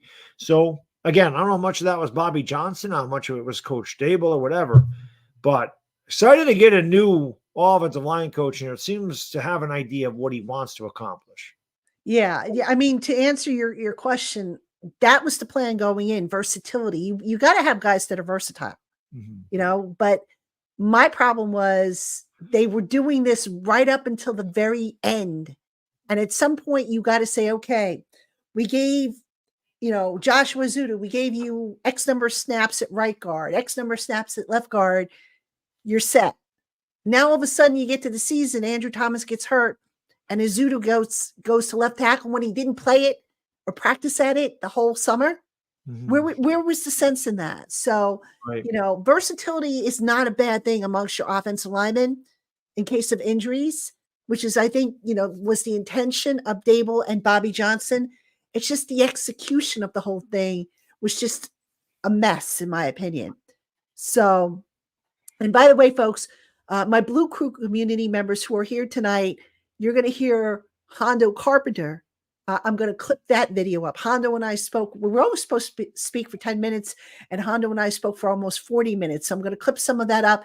And on Monday's show, I will have the full Locked On Giants feature on Carmen Bricillo, as well as, Hondo's interview and anything else that pops up over the weekend. So please don't think that you've seen Monday's show already, because you've only seen a part of it. There's going to be more to come. So I hope you enjoyed that, and down the line, when I get these interviews and we do a live show, if you want to see more of these, let me know. I mean, if you liked it, great. If you didn't like it, you'd rather hear, me and Dog and Traina when he comes back talk, we'll do that. So we're here for you here on the Giants podcast. And so anyway, Dog, the Senior Bowl is set. The roster is set there. I don't know if you've had a chance to look at the roster. I have not. I was going to say, is there anybody who kind of, you've circled as, I got to see this guy? No, I have to look at the Senior Bowl. I do know that Dave Gettleman's not there, so we ain't got to worry about one series and taking a quarterback. that I do know. I'm pretty sure Joe Shane will do more due diligence than watching a guy play one drive or 3 snaps or whatever it was. Got a guy. So I don't know who's playing in the Senior. I would imagine, I don't know if Michael Penix is playing in that thing. He got killed. I don't think he needs to play in it, honestly. So I don't know. I have to look at the rosters. I have not seen it. Okay. All right. Fair enough. All right, guys, if you have questions, pop them into the chat box. We'll get to as many as you can. Dog, if you had to prioritize the number one thing Joe Shane has got to do, no questions asked, he's got to do this. He's got to get it right. The number one thing, what's your pick? He's got to fix the offensive line. Okay. It's got that has been a problem for 10 years. And granted, I just think after 5 years, we know what Daniel Jones is. And obviously there's a major risk taking a quarterback. There just is. You never know. You could get Peyton Manning, you could get Jamarcus Russell. You don't know what you're getting. Depends on the situation. Depends on a lot of things in the NFL. Depends on how they read defenses, how they anticipate. You have to anticipate in the NFL. You have to throw receivers open. Those windows are tighter and they close quicker. And the defenses are so much more complex in the NFL as they are in college. The best college teams you're going against probably have 3, maybe 4 NFL players on it at any given time. When you go into the NFL, you're going against 12 NFL players. So the speed of the game is much different. The complexity of the defenses you're looking at are much different. You got to be able to figure all this stuff out. You have to release the ball quickly. You got to be convicted with throws. Like I said, you got to throw guys open. You hesitate, it's too late. So, But the best way for a quarterback to do that stuff is, number one, not be on his pockets on a consistent basis. And if you can protect him, he's going to have confidence. The confidence goes a long way. I know Daniel Jones didn't play a lot this year, but when he was in there, I did not see a confident guy at all. I never saw, but in 2022, I saw a confident Daniel Jones. Now, I don't know if that's because of the line. I'm sure the line has something to do with it. But when we talked to Carl Banks mentioned last year it was 1-2 throw. 1-2, 1-2, two reads. This year they put more on his plate, and it seemed like he had a hard time processing it all. So maybe that's all Daniel Jones. I don't know. What I do know, like I said, 5 years of Daniel Jones, I think we know what he is. Right. But to your point about the offensive line, maybe whoever it may be worse, but you don't know until you know. To your point, though, about the offensive line, how much of it is coaching? I mean, look, right. One of the things with Bricillo, it's interesting, and spoiler alert, when I talked to Hondo Carpenter, he said, look, if it's one guy screwing up, it's the players. When it's more than one guy screwing up, it's the coaching. Mm-hmm. And that's my take on it as well. I mean, look at how many times the Giants offensive line could not pick up a stunt. Even Justin Pugh, a veteran, at times looked lost. Mm-hmm. That's got to be on the coaching. How many times did they have a free rusher? And I'm not talking about a blitzer. I'm just talking like a guy off the edge. Right. Get a free shot. How many times Barkley get tackled for a 3-yard loss in the backfield? Even the last game against Eagles, how many times did Hassan Reddick just come off the edge and nobody blocked him? Like, well, that's a miss. somebody schemed that incorrectly. Right. So, yeah, I Your agree. run game coordinator in that case, who happened to be the offensive line coach. So maybe they've taken the first step. But to me, you have to be able to run the ball. You have to be able to convert on 3rd down and 2. You have to be able to control the clock. You have to be able to take the air out of the ball when you're up by, when you've got 4 minutes to go, that 4-minute offense where you're running the ball, you're able to get first downs. They just got to get the offensive line going. I think there's talent in this wide receiver core. Do they have a pure number one? No. But I think Wandale is a very nice player. I think Jalen Hyatt needs to develop, but there's no question he is an explosive player. I think that Darren Waller, if he's healthy, could be a major part of what they do. And Darius Slayton has been really good on some really bad teams with multiple quarterbacks throwing to the guy. So, again, is there a number one guy there? No. Maybe they get him in the draft. Maybe they don't. But the offensive line, whether it's coaching, whether it's the personnel, whatever it is, whether it's the quarterback, whether it's they got to fix that has to be figured out. That is the number one priority for the Giants. I agree. Fix that damn line. Hopefully it's just a matter of coaching and maybe adding a veteran or two. But all right, let's get to some of these questions. The Don asks, Bill to the Giants as DC. No, guys, please. Bill Belichick is going to not take a step backwards. All right.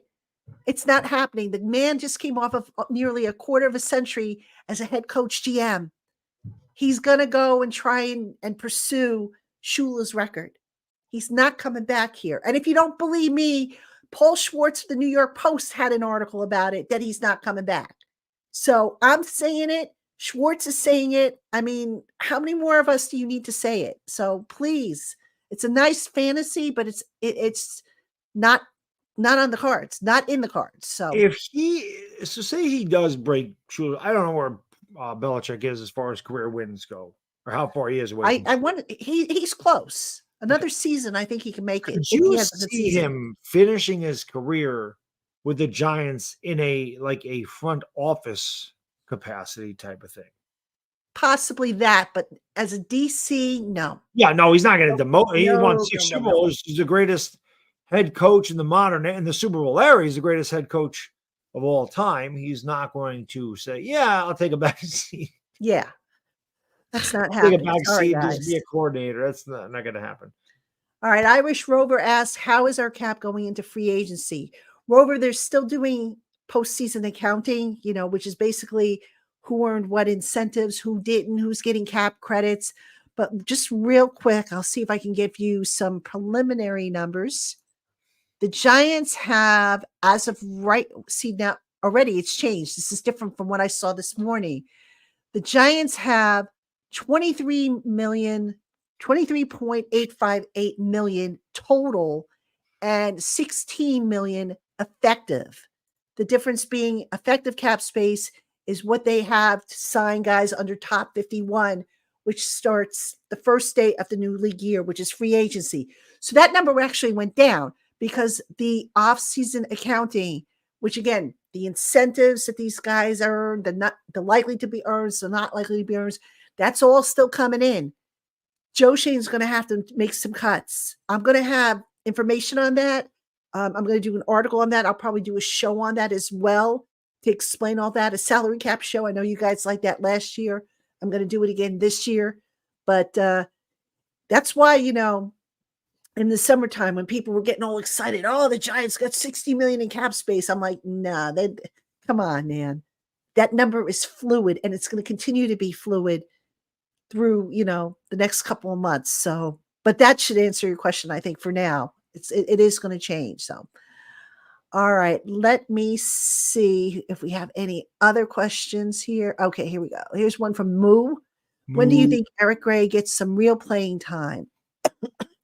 Probably when he shows he can pick up blitzes. That's usually a good sign for a young running back. So, to me, the special teams experiment, that was bad. What were they thinking? And weren't they? I don't know why they did that. I don't know why Well, to justify giving him a uniform. I guess. But, it didn't work. So now, to me, re-sign Olszewski. He's a free agent. Re-sign him. I would definitely bring him back. So, without question, I'd bring him back. Yeah, definitely. Let's see. What else do we have? What else do we have? Yeah, we'll bring him back. Everybody's echoing you about fixing the offensive line for sure. Yeah, it's got to be done. Here's a good one from SETI 079. Would you be in favor of trading back to receive more draft capital? That's a good one. If the top quarterbacks were off the board and the top receivers were off the board, yes. My answer would be yes. Now, how far back? I'd have to really study it. I'd have to run some simulations, but if the top quarterbacks were gone and the top receivers were gone, I think those would be the two positions the Giants would spend a first-round pick on. Do you agree, Dog? Man, it's tough because, like I said, one of those top 3 receivers are going to be there. And the Giants really need a playmaker on offense. There's not there's some potential, but we keep talking about needing a number 1 receiver. And again, there's 3 guys there. Now, if you really like a guy, if Shane really likes a guy at 6, you can't pass on him. If they have all 3 of these, they probably have Harrison above the other, but say they have Neighbors and Odunze pretty much the same grade, and one of them ends up there. They can't be like, well, let's go back to 9 and get an extra second-round pick, or let's go back to 11 and just hope that he falls back there. Now, if there's a bunch of guys that they have the same, there's 6 guys they have the same grade, and they want to go back 6 spots and they don't really care, then I could see them doing that too. I just feel like the Giants are at a point where they really, like I said, it's a pivot year. So do you want to delay the inevitable? Because if you pass on some guys that end up being really good and you're bad again, and you had an opportunity, like how many times have Giants fans talking about how, man, we could have had Micah Parsons and we traded back to get Kadarius Toney? How many times we talk about that? Because Kadarius Toney's not even on the team anymore. Now, granted, we ended up with probably Kayvon Thibodeau, I'm guessing, and Darren Waller because of that Kadarius Toney deal. Evan Neal, actually, I think. Evan Neal, but I'm just saying, I don't know who they would have. I'm guessing they would have taken Evan Neal 5th over, but they got one or the other. So pick one of those guys and Darren Waller. That's pretty much what they got for, Kadarius Toney. So if you're Joe Shane, you really can't, in my opinion, you can't do that where you trade back and then go, look at Malik Neighbors. We could have had him at 6 and he's putting up, Nakua numbers and then looks really bad on Joe Shane. So he's in a tough spot without question. But if that's what he thinks is best for the Giants, I have to get on. I wouldn't do it personally. I think they got to just take their guy at 6. And if anything, they got to try to trade up and get the guy that they really want. Because, I think they really want a quarterback. I really do. But I don't know. It's not what I would do. But listen, if Joe Shane decides that's what's best for the Giants and that's what's best for, winning games in their future, I'm going to agree with him. I'm not going to get mad at him. The only time I'm going to get really pissed is if he decides with the 6th pick, it's Brock Bowers. I ain't going to be happy about that. And I love Brock Bowers, but taking him 6th overall, the Giants, no. I was just going to ask you that. I was just going to ask you what would be the one pick that they could make that would set you off the way Daniel Jones. Brock Bowers at 6 would no. I wouldn't. They did that, man. I would be happy with that one. That would make your Daniel Jones reaction look like, I really don't know how I would react to it. It just wouldn't be a happy reaction. I can tell you that. I don't know if I'll ever top the Daniel Jones one. That was just insane. No, I will say this. Say Drake May was there at 6 for whatever reason. Say one of those quarterbacks fell them and then they took Brock Bowers. Then I could top the Daniel Jones. Then I would be really mad if they did that, because the whole reason I was mad about Daniel Jones, well, one of them was because they passed on Josh Allen, the pass rusher. And Chris and I both wanted him so bad and never thought he was getting the 6. Never. You want to hear When something? the Raiders took Clelin Ferrell, like, oh my God, Josh Allen's going to be there. Because we already knew Tampa was taking Devin White. All right. When that pick came out, I lost my skull. Confession time. Gettleman almost did pick Josh Allen. Really? And yeah, he almost, I know this for a fact. Okay. He almost did pick Josh Allen in that draft. So why did he pick Daniel Jones? Because there was a rumor floating around that Washington was eyeballing him and he wasn't going to get past. I think Washington was picking 15th, if I remember correctly. Because initially, what I had heard at the combine was they were eyeballing Daniel Jones for 17. And Dexter Lawrence wasn't even in the equation. They were hoping Dexter was going to fall to the second round, which we all know he probably wouldn't have. So they were thinking, okay, Josh Allen first, the pass rusher, and then Daniel Jones at 17. But then again, things started to change with the combine and the pro days, and there became concern that Daniel Jones wasn't going to make it down to 17. So they said, okay, you know what? We'll pick the quarterback because Eli was at the end of his, tenure or approaching the end of his tenure. We'll go with the defensive tackle which turned out to be Dexter Lawrence, and pass rush. We'll just see if we can fill that in somewhere else. So that's Can you imagine if kind of what things happened. were different? Can you imagine if he did take Josh Allen, the pass rusher, and Washington did take Daniel Jones at 15, and then the Giants did take Dexter Lawrence at 17, and then you got your quarterback the next year, and you had to choose from Justin Herbert or Tua. That's who they wanted, was Herbert. I know. Well, when Chris and I started our show, both him and I were very high on Justin Herbert, and I thought for sure he was coming out. I thought so too. Sure. That was the buzz, and he stayed back to play with his brother. Yeah, is what happened. Yeah, Chris and I were talking about.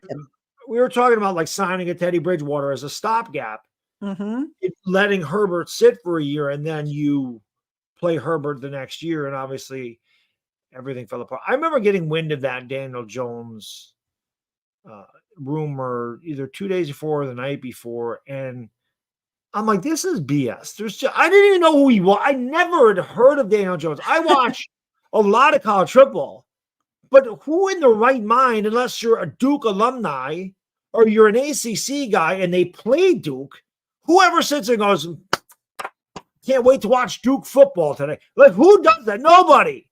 So I'm like, there is no way this guy's a nobody. No. Nobody's talked about Daniel Jones. I've never heard of Daniel Jones. I haven't heard about being drafted. I've heard nobody talk about him. And then there it was. Well, it's funny. I mean, Phil Simms was in the same boat years ago because whoever heard of Morehead State? Right. Who sits there and tunes into Morehead State? They're but the funny similar. thing about Daniel Jones is at the combine that year, I was at the combine and I had caught wind that he was on their radar. And I remember going up to his podium when he did Media Avail and taking a picture and tweeting it out. And I think I captioned it, the next Giants quarterback with a question mark. And oh my goodness, I got a bunch of people. If that happens, I'm going to not be a Giant fan. Oh, people were going ballistic. But that was the buzz, I mean, when I do that, folks, usually there's a reason why I do things like that. Yeah, I really couldn't believe it. I thought the Giants were doing it as a smokescreen because they wanted Josh Allen. They were bad at keeping secrets back then. Let me tell you. Yeah. Oh, Gettleman was the worst. Gettleman was the worst at keeping secrets. Why do you think the Eagles jumped up and got Devontae Smith? Exactly. Dave Gettleman was terrible. Well, he not just him, but some of the coaches at the time. Yeah.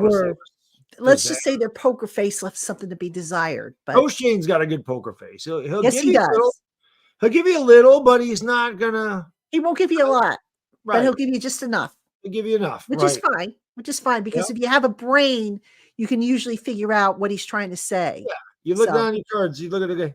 You got an ace? You got a pair of aces? Yep. I got a good hand. That's Joe. Do you got? What do you got? A pair of aces there, Joe? You got a pair of pocket kings? What do you got? I got a good hand. So that take it for what it's worth. Exactly.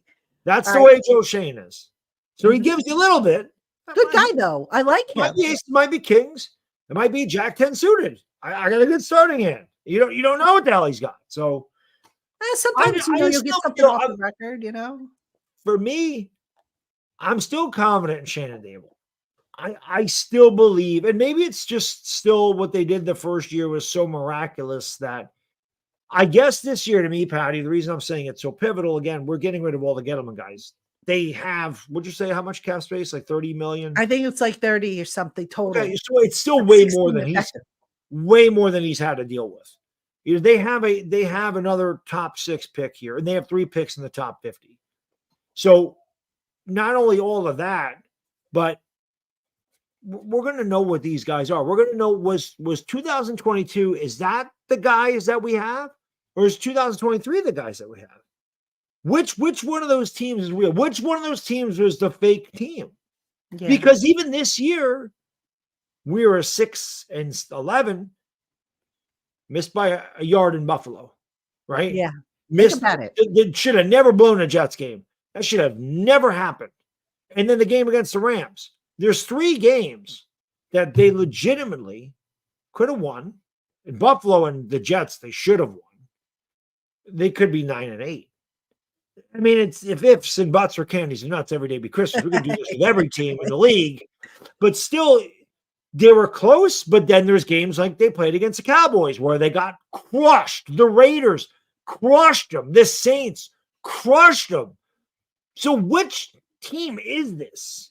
Exactly. That's why this year is so important for that GM and that coach. I'm scared we're going to lose Brandon Brown. I feel like that's going to happen. I'd be surprised. Sooner or later it is. I have a feeling he's going to get some. I would imagine he's going to get some interviews. He's such a smart love already. Guy. What's that? He's getting a lot of love around the league already. I mean, I just listen to him talk, and he's just so smart, intelligent, right? Oh, he's just so intelligent, and sincere. Yeah, he's just like, I'm like, we're going to lose that guy. He's going to be a GM. Absolutely. But hopefully it's not this year. Hopefully they can hang on to him for as long as they can. I feel way different after 2 years of these guys than I did with Gettleman. Yeah. So Dave knew how to scout talent, but I don't think he knew how to put it together. And his cap management just was like, what are you doing? That was the worst. Man? He didn't know how to manage. What do you do? I mean, I remember being critical of it. And I had, I won't tell you who, but somebody in the organization's like, oh, you don't know what you're talking about. I said, I do know what I'm talking about. You're going to be in cap hell for a couple of years because of what you're doing. Yeah, and push it back. I mean, you got to pay taxes eventually. You can only extend taxes. So can I get an extension? Can I get? Yep. But you're good. Government is going to come to collect on you eventually. Exactly. And that's what happens. You can't keep backlooting contracts. It's going to get the Eagles eventually too, because they continue and bidding against yourself. Yep. Which he was doing. With Galladay, he definitely bid against Galladay, Jonathan Stewart. I mean, I understand why they did it with Jonathan Stewart, but you mean to tell me you couldn't have gotten him on a veteran minimum and then going through with the Kyle Rudolph deal after that? That was really. I'm sitting there going, what are you doing, Dave? Come on. And it's like, well, it's the classy thing to do, but yeah, you're going to screw up your cap now. Yeah. It's like, come on, man. Yeah, nobody's gonna say, oh my God, look at how classless this dude is, because it's a business. Sometimes you got to make crappy decisions in business. He did a bad job. The DeAndre Baker thing was a total disaster. They traded up for DeAndre. I tried really, look, when a new person comes in, I try and support them. I try to see why they might be doing something. But as Dave progressed, he just wasn't making sense. And that salary cap thing that he did when he went out and signed all those free agents and kept restructuring contracts to create more money, to sign more free agents. I said to somebody in the organization, I said, you guys are going to pay the piper for this. He did it with Leonard Williams too. And they're like, well, we got to get back to the playoffs. That's not how you get back to the playoffs, guys. You draft well, you develop, and you retain. Shane's got the right idea. Mm-hmm. But what do I know? I'm just, I'm So just a hack. I'm just an idiot on YouTube, but I'm just a hack. What do I know, right? But this is the thing. I'm not one of these people. This happens on social media. There's a lot of people that think they know it all. They're never wrong. They want to be film experts and GMs. And I don't claim to be any of that. I'm just a know fan. what you know, know what you don't know. That's what somebody always tells me. That's all I am. I'm a fan. I don't claim to be smarter or dumber than anybody else. I'm just a guy that's watched the Giants for 40 years, and I just give you my opinion. You can agree with it or disagree with it, but it's just an opinion. You know, I start out. There's times I'll spout facts for sure, but you know, me not wanting Daniel Jones to roll forward to Daniel Jones is just my opinion. I give my reasons for my opinion. Right, and that's all you can do. He doesn't process fast enough. It's a bad line, and he has major injury concerns. And now you have a chance to get a quarterback with a GM that did not draft Daniel Jones, and there's a reason they structured the contract to get out of it after 2024. Which I said on Twitter, right? Didn't I say that to you? Yes. Yeah, that was the thing. When you said that, I'm like, that's exactly why I tweeted that. Just because they gave Daniel Jones a $160 million contract does not mean they're not drafting a quarterback, and it doesn't mean they can't just get rid of him after 2025. Exactly. It means they're there this year with him. He will be. Well, that's the other thing. Breaking news: Daniel Jones is going to be back for 20. No kidding. Yeah, seriously. I laughed when I saw that. Yeah, I laughed. I'm like, seriously, dude, come on. Yeah. But anyway, let me get this question in from Scott Young. Is there any interest in Antonio Pierce for DC? That is the scuttlebutt. I had heard that from a source that there is an interest, but see, here's the thing. AP, all he really knows from what I understand is a 4-3. He played in the 4-3 as a defensive player when he was with the Giants. Now, I think Graham runs a multi-dimensional front, 3-4 and 4-3.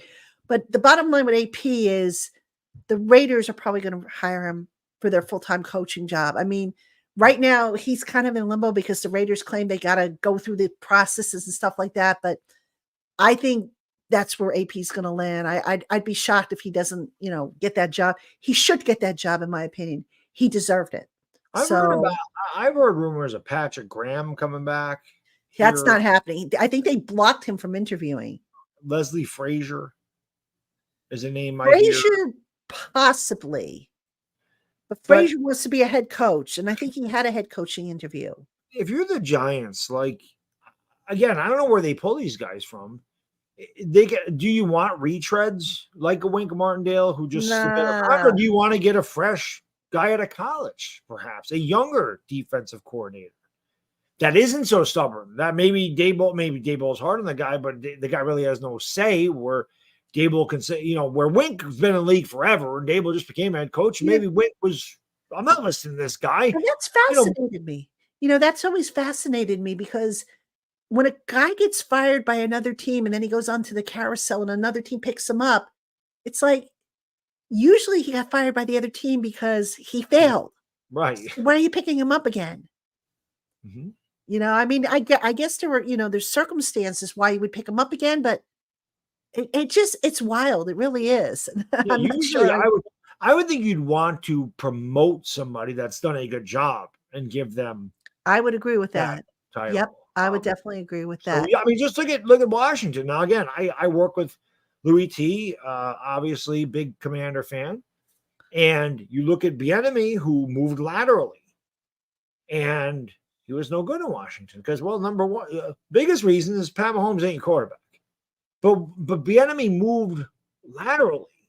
So, and Bieniemy's had a lot of, he was interviewed for a head coaching job here. So, yeah, I don't understand those moves. Well, in terms of Bieniemy, I think he wanted to prove that Andy Reid wasn't the wind beneath his wings. Did the complete opposite. Yeah. Because he sunk like a lead balloon in Washington. Yeah. So, I think that answers a lot of questions. But anyway, got to take my last commercial break.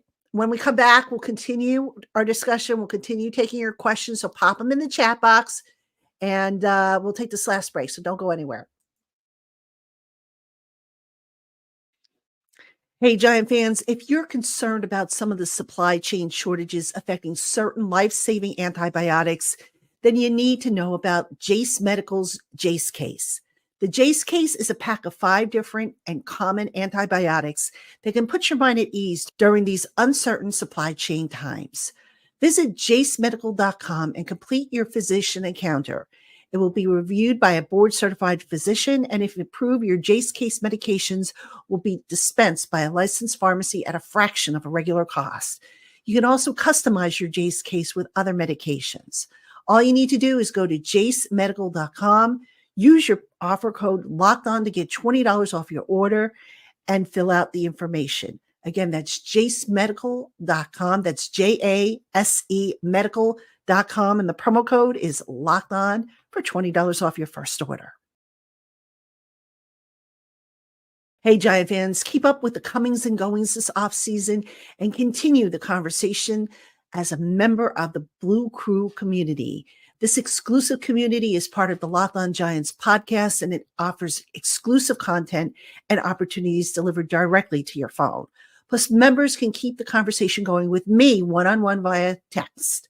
Try it for free for 14 days, and if you like it, do nothing and continue for just $4.99 a month. For more information or to register, visit joinsubtext.com/LockedOnNYGiants. Again, that's joinsubtext.com/LockedOnNYGiants. All right, everybody, welcome back to Locked On Giants Live. You got me, Traina, and you got the dog tonight. No Tana, but hopefully next time he'll be able to join us. He got called into work. You know, when the country calls, you have to go. When Uncle Sam needs you, you go running. So I've been with the state long enough that when they call me, I tell them to go get an itch in a place they can't scratch. It's not happening. Not happening. Yeah, I've been there long enough. They know better. Don't ask me. Now, see, I don't have that luxury. It's like, it's funny. I joke about this. It's like tomorrow, for example, I've got an appointment tomorrow morning, something that's long overdue that I need to do. And I said to my husband, you watch, I'm going to walk out of the house and the Giants are going to announce they hired somebody. So never fails. But anyway, folks, if you haven't done so already, like and subscribe to Locked On Giants channel. Ring that bell for notifications when I release shorts, which I'll be doing a lot of during this off season, as well as new videos. I do 5 a week. You know, somebody had asked me, oh, you're going to drop down to, once a week or whatever. Nope. No off season for us until we get to June, to the dead period. And even then I still do 5 a week. So I'm crazy, but I want to make sure you get your content. That's why we get along so well. A couple of crazy Italian people. I know. And for those of you in my Blue Crew community who are here, and by the way, I'm putting the information on the screen if you want to join that. Tomorrow we'll have the Q&A, the exclusive Q&A video. So get your questions in, and I will have that exclusive video or sneak peek video with Hondo Carpenter, more on Carmen Bricillo. Hondo actually had a little different perspective on Carmen. It's a really good one, and he went into a lot more detail. So I'm going to play you a snippet of that. And that's all going to be part of my Monday show. So everybody eventually will see all these videos, but I'm trying to give you guys sneak peeks at all this stuff as a way of thanking you for being a part of the Blue Crew community. So, all right, let's see what we got with questions here. I saw a good one. Let's see. Oh, okay, here's one. This is from Jevin, J-E Jevin, I think it says. Tony Poling was saying the Giants really love the top quarterbacks, so there is a good possibility we trade up. No, I don't think they love all of the top quarterbacks. I think there maybe is one. I don't want to say which one because I don't have enough evidence to say for sure. Just all I'll say is, when you start seeing me beating the drum for a guy, then I'll have more evidence. But I think there are quarterbacks that intrigue Shane, but he also knows that there are going to be quarterbacks that are off the board, and that maybe his guy that intrigue, the guys that intrigue him, intrigue the other teams. But that's going to be nice to see. If they trade it with the Bears, he'll have whatever one he wants. If he trades with the Bears. That's the one team I think in front of them. I mean, they could trade with the Los Angeles or Arizona, maybe, but I mean, they're not going to get the guy at that point. The Bears are the team because Washington and New England are not moving their picks to the Giants. They may move up to the Bears. I mean, the Bears could really get a haul. Like if New England said we want to jump up to 1 and the Bears go back to 3, then somebody could say, well, Jesus, there's that quarterback 1. The Bears could go back again. Bears have, and they'll still screw it up, Patty. The Bears could have 4 first-rounders next year, and they'll still screw it up. They're the Bears. It's just what they do. The Bears will, it's like the Jets. The Jets will jet. No matter what the Jets do, the Jets never do it right. They seems like they make the right moves on paper, never works out for the Jets. Were you surprised that the Bears kept their head coach? No, they dealt with some injuries. I think they played well at the end of the year, and maybe that is saying that they want to move forward with Justin Fields. I don't know. Like, the Bears are very intriguing what they are going to do. It really is. But that's the team that if the Giants they're going to have to give up a lot. I mean, they're not going to go, hey, we'll give you a first and a second and next year second. That's not happening. They're going to have to give up a lot. But if they really want a guy, you got to swing at it. If this is your guy, if you're Joe Schoen, and your job is going to be linked to the quarterback, and you love Caleb Williams, you're going to do everything you can to get him. And then the rest of the draft, the next year, be damned. You can't worry about next year. In 2024, you got to worry about this year. And then when 2025 gets here, then you go, okay, now what do we do in this draft? How do we do with this free agency class? How do we work this? Can't worry about that. You don't know where the hell you're picking in 2025. You can pick 6th. You can pick 25th again. Yeah. You can't worry about that. If he wants his guy, he has to do it. He's got to be. I've got to be bold. And if it don't work, well, I'm screwed. But if I stay with Daniel Jones and that doesn't work, I'm screwed anyway. So let me go out my way, not with somebody else's guy. I don't want to be fired because of Dave Gettleman's guy. I want to be fired because I made the decision, and at least that's me. I have that kind of alpha dog mentality. Listen, if I screw up, I'm going to own it, but I'm going to make the decision. What's that expression he uses about rain? What is it? You got to make money to. Scared money don't make no money, Patty. That's the expression. Scared money don't make no money. So if you're Joe Schoen, go get it. Go get it. But I'm curious to see if you guy. Was it Pauline? I think that was the guy that I retweeted when I said this about the Daniel Jones. Just because they signed doesn't mean they're not going to draft the quarterback. Exactly. Yeah. Exactly. I mean, I'm not convinced that, they're saying all the right things, and people are saying, well, Joe Schoen said that Daniel Jones is going to be back, and Daboll said he's going to. What do you want them to say? No, we think he sucks and he's not coming back? I would love to hear him say that, but they won't say that publicly. But I know that he's going to be back. I mean, anybody, like you said, all you have to do is look at the contract to know he is definitely here in 2024. Best case scenario, he's here, he's healthy. Or they draft the quarterback, Jones plays well, and they can trade him. Right. And the only way they could have, gotten any salary cap relief was by trading him this year. Nobody's going to trade for him coming off that ACL. Correct. So he is here, like it or not. Yeah. Exactly. And you might as well, you draft a young guy, Jones is your placeholder. And if Jones plays well, then you know what? If you take a guy in the first or second round, now next year you look to move Jones. You don't think somebody wouldn't want him, especially if he plays well? Exactly. So, I mean, that's why drafting a quarterback makes all the sense in the world. It does, but if the guy is not there in the first round, I can see them going into the second round because they do have the high picks in the second round. So but you see, to me, Patty, you don't want to take a chance. Chris says it, I think, best. If he's good enough to take in the second round, he's got to be good enough to take in the first round. Like, if you really want a quarterback, he's got to be good enough to take at 6. That's just because if you sit back there and you're like, okay, we have a plan. We're going to take these 2 picks. We're going to trade up to 20. I don't even know who's picking 20th, but just use that as an example. Because we think X quarterback's going to be there. And they're not. Somebody trades up ahead of you that you didn't see coming, and they snatch quarterback. Now what do you do? Now you're without the quarterback. Now you're stuck there going, well, Jesus, is J.J. McCarthy really the guy that we want? Because you can't just take one because, we missed out on, we missed out on Cam Ward. We wanted Cam Ward at 20, and now he's not there. Well, now we kind of have to take this guy, even though we don't really believe in him, or you just go, well, geez, now he missed out completely. So it's, again, this is why Joe Schoen makes the money he does. This is why I've been sitting here on YouTube being a complete idiot and a clown and everything else, and people call me and loud and obnoxious and opinionated, whatever. And there's no repercussions on me except for guys going, oh, this aged like milk. That's the feedback I get. But I don't have people, millions of people going, fire Mad Dog. You don't know what the hell he's talking about. But that's what happens to Joe Schoen, right? Yeah, so, exactly. And look, this is a pivotal year for them. I mean, they've got to send the arrow going up. Yeah, D-Nice is right. He says can't be cute with the quarterback position. I totally agree with D-Nice. Can't be cute there. I mean, you would like to think they're not going to be cute, but again, you have other needs. So do you say, okay, we feel confident we'll be able to get the guy early in the second round? Do you maybe trade up in the second round to get to the first pick in that round? That's another possibility.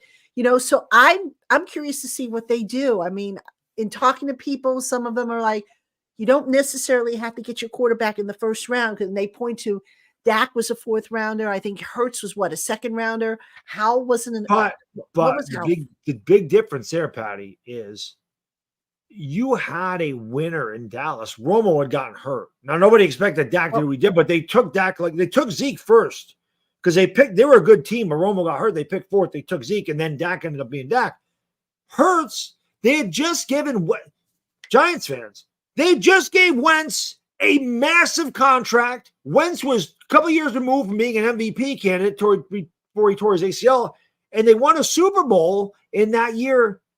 They just gave Wentz a massive contract and drafted Hurts in the second round. Do not put that. Should be even more of you thinking to yourself, well, Jesus, if the Eagles did it, there's no reason the Giants can't do that. Here's the other thing, Dog, though. Go back to the last time. I mean, do you remember the 2004 class, how rich that class was in quarterback talent? Yes, I do. When did Ben Roethlisberger get drafted? 11th, right? So you could theoretically, and I'm not saying the Giants should.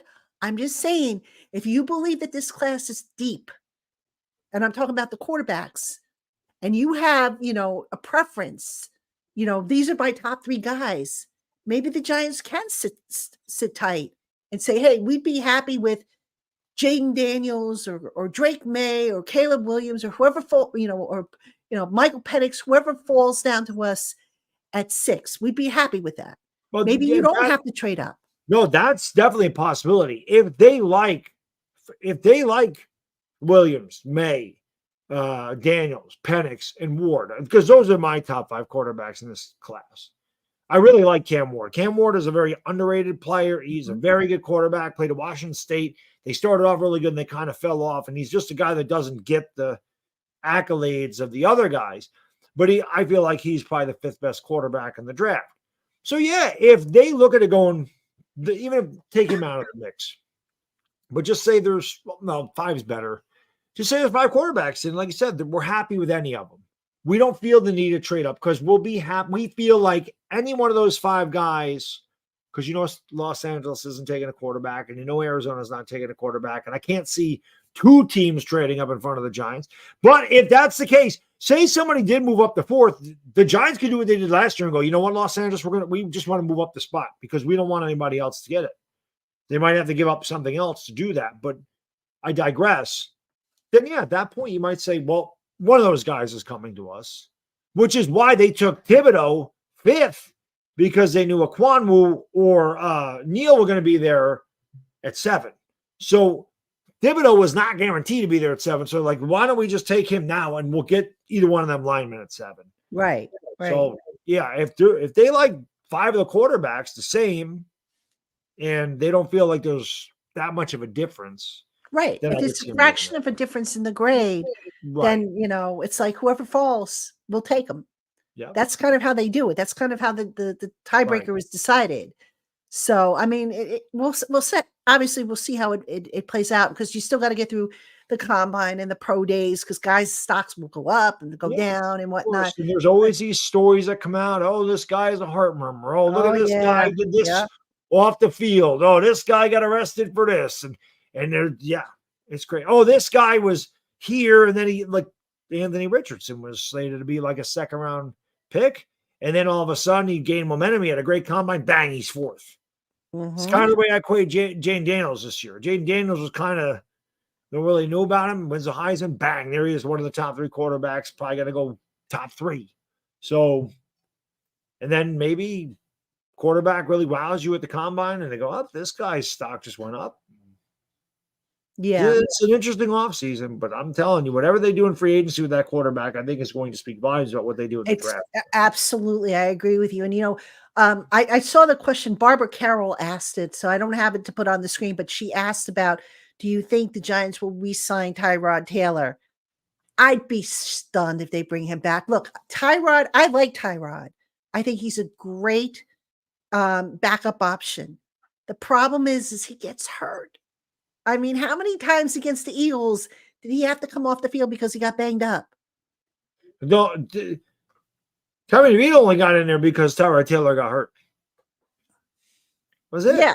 I mean, can't stay healthy. It's been his entire career. It's going to be interesting. Speaking of DeVito, everybody's like, well, what's his role going to be on the team next year? Well, if the Giants draft a quarterback, you figure 1 and 2 are going to be, Jones and maybe the rookie, especially if it's a high draft pick. Now, I still think the Giants are going to add a veteran. They have Jacob Eason. They signed to a reserve futures contract. I don't think he's the long-term answer. I could see them maybe adding another veteran because Shane said, you've got to get a guy on here who you feel can start. Now, is that guy DeVito? Well, he's shown he can start. And he's shown he can win, so I'm curious to see what happens. But there's a possibility, depending on how they view, the who's available in free agency and who they can get, that maybe DeVito, now has to fight for a spot. Yeah. I mean, he's not a slam dunk at all. It was funny when he was in that 3-game winning streak. I had people tell me, "Oh, DeVito's the answer. He should be QB1." I'm like, nope. And that's not the thing. I did a lot of trolling with DeVito. That I know. Like I definitely was.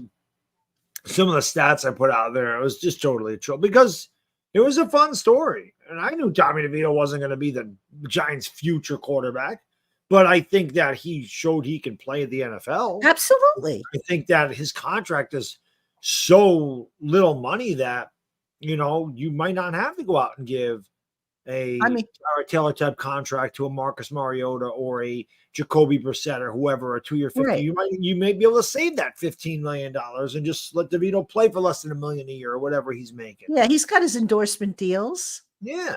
So I mean, he's making a nice. Listen, Tommy DeVito probably cashed in more in that 3 weeks and that month than he ever thought he would in his NFL career.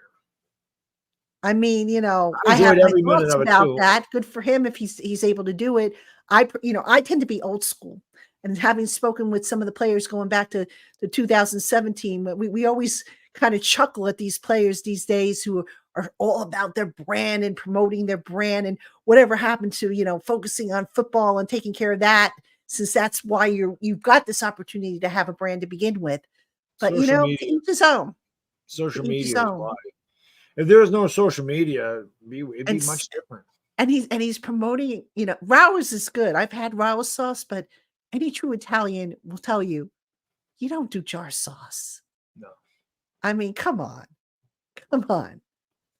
And here we go. We're talking about food again, and I better not because I didn't eat dinner. Maybe Mama DeVito needs to make her own sauce. Or she can call it Mama DeVito. I'm sure she can.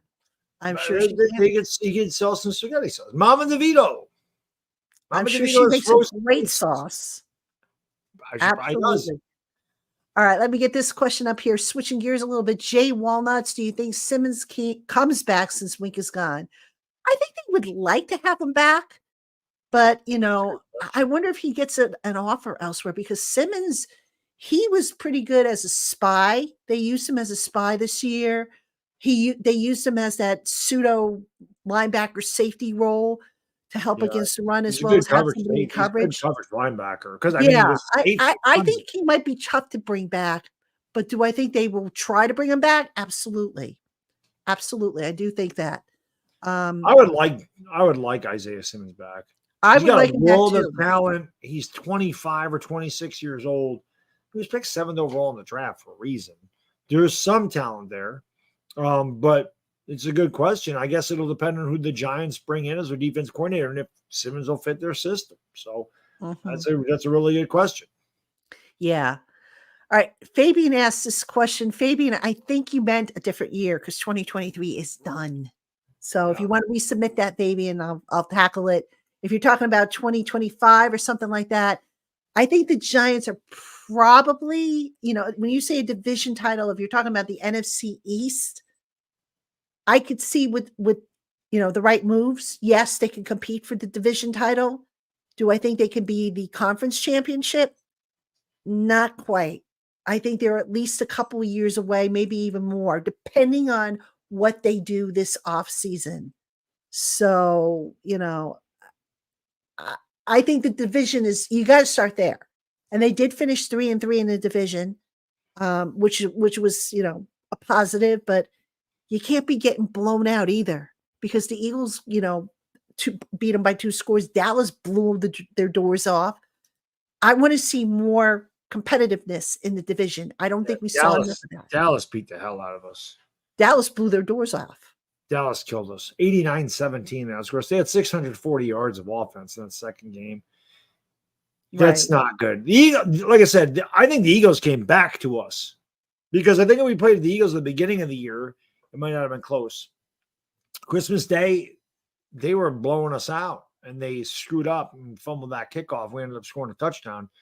And that's when I felt like the Eagles started to fall back to us. Right. And then obviously the last game of the season, we just kicked their butts, which I thoroughly enjoyed and still enjoy it. And I'll still let Eagle fans know we made you quit. You quit. They quit. They quit. Can you imagine if they reel from that loss and they bow out in the first round of the playoffs? I'm hoping they do. They listen. I got news for Eagle fans. We've been trying to tell Eagle fans this for a month. The secondary stinks. Literally, they are a dropped Marquez Valdez Scantling drop touchdown away from losing the Chiefs game. Gabe Davis turns over the wrong shoulder. They lose that game against Buffalo. There's at least, and we all know the officials helped them out a little bit against Giants in that game against Christmas. Okay. There is probably in 3 or 4 games the Eagles could have lost because their defense doesn't play well. And then all of a sudden, when Darius Slayton is cooking you for an 80-yard touchdown, we don't throw the ball down the field. The Giants don't do that. The Giants have been able to do that all year. I mean, they've thrown the ball down the field, but it never connects. But we watched. And the only reason the Giants were not up 31-0 at halftime is because they tried to get Sterling Shepard a touchdown. Bradbury actually made a really good play on the ball, but should have been 31-0 at halftime. He made him quit. Mike Evans is going to have a field day there. Oh, yeah.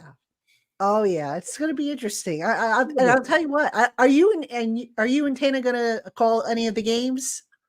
I haven't talked to him about that. I don't know. I mean, calling that, if you get to call that Eagle game, I could definitely see me calling the Eagles. I think the Lakers play that night. I don't know. Now I'm considering again because they play a football like Saturday tomorrow. The Lakers play, but the Chiefs and Dolphins play. Right. And that's actually on Peacock. It's not anywhere else. And I have Peacock. So I thought to myself, I mean, I could certainly do a lot of people a favor that are not going to be able to watch a game. I feel like I call a pretty good football game. And I feel like that's going to be a very good football game. So I don't know, but calling the Eagles game, it'd be fun. You got to. You know you want to. I called them against Dallas, and I'll be honest, even though I can't stand Dallas, I hate Dallas. I enjoyed watching Dallas beat the hell out of them. I couldn't even help it. I thought it was funny. That's how much I hate the Eagles. I just don't. I know, man. I think it would be must-see TV if you called that game. But no, that would be hilarious. All right, let's take a few more questions before we wrap it up. All right, here's one more for you because I'm not here yet. I haven't looked at him yet. Excuse me. What do y'all think of Michael Pratt, the quarterback out of Tulane? Oh, I have no idea. Again, Tulane is like a Duke. I've never watched Tulane football in my life, so I honestly have no idea. He's not one of the top 5 quarterbacks. I just me personally, I have no use for them. I have no use for a project quarterback. Yeah. I want the guy that has all the accolades, and if he fails, he fails. But you want a if guy you're going for a quarterback, you don't want a guy you're trying to develop here. Right. If you're Joe Shane, you don't want to. Well, we'll push this back because you don't know by the time that guy's ready to develop, you might not have a job because you took a developmental quarterback. And then the next GM comes in and goes, well, I don't want this guy. And you end up in a vicious cycle. But I don't watch Tulane. I watch the big schools. That's really it. Yeah, we're doing scouting reports. Nick Filato, who I think a lot of you know, he's doing draft. Yeah. He's doing draft profiles, and he's going to be getting to the quarterbacks soon. So they're over on Giants Country if you want to check them out. We usually drop one per day. So, we just got started this week dropping those, and the quarterbacks are coming up. And we've already done some stuff actually on the quarterbacks. I know Brandon Olson did a piece on, which of the top quarterbacks there are. So, if you want to check all that stuff out, that's over on giantscountry.com, which is the site I manage over on Fan Nation. But as we get this information in, and as I get to sit down and look at this stuff, if I can catch my breath with all these transactions that are going on, I can better, get into this stuff. But I've started. I told you I would start after the season, and that's exactly what I'm doing. So, all right, here's another question. DC drops. Do you think Darren Waller is going to go this offseason? I'd be surprised, because you get rid of him, then I don't think Lawrence Cager comes back. You have Daniel Bellinger, really. I think he's more. I think they're going to stay with Waller another year. I think the way the contract is set up, they almost have to stay with him another year. Yeah, I agree. I mean, the Giants knew what they were getting when they traded for him. They know that he's got talent, and they know that he's had injury issues. But yeah, I think they keep him back. They better not be drafting Brock Bowers. I'll be mad at that. But I'll tell you, oh my God, his name is escaping me. Someone in the chat might know. Why can't I think of his tight end? Yes, the tight end for where did I put? I wrote it down in the draft, or yes, but it's later in the draft. I know I wrote it down someplace. Oh, yeah. I'm not at tight ends yet. I'm doing the kid from Washington. What the hell is his name?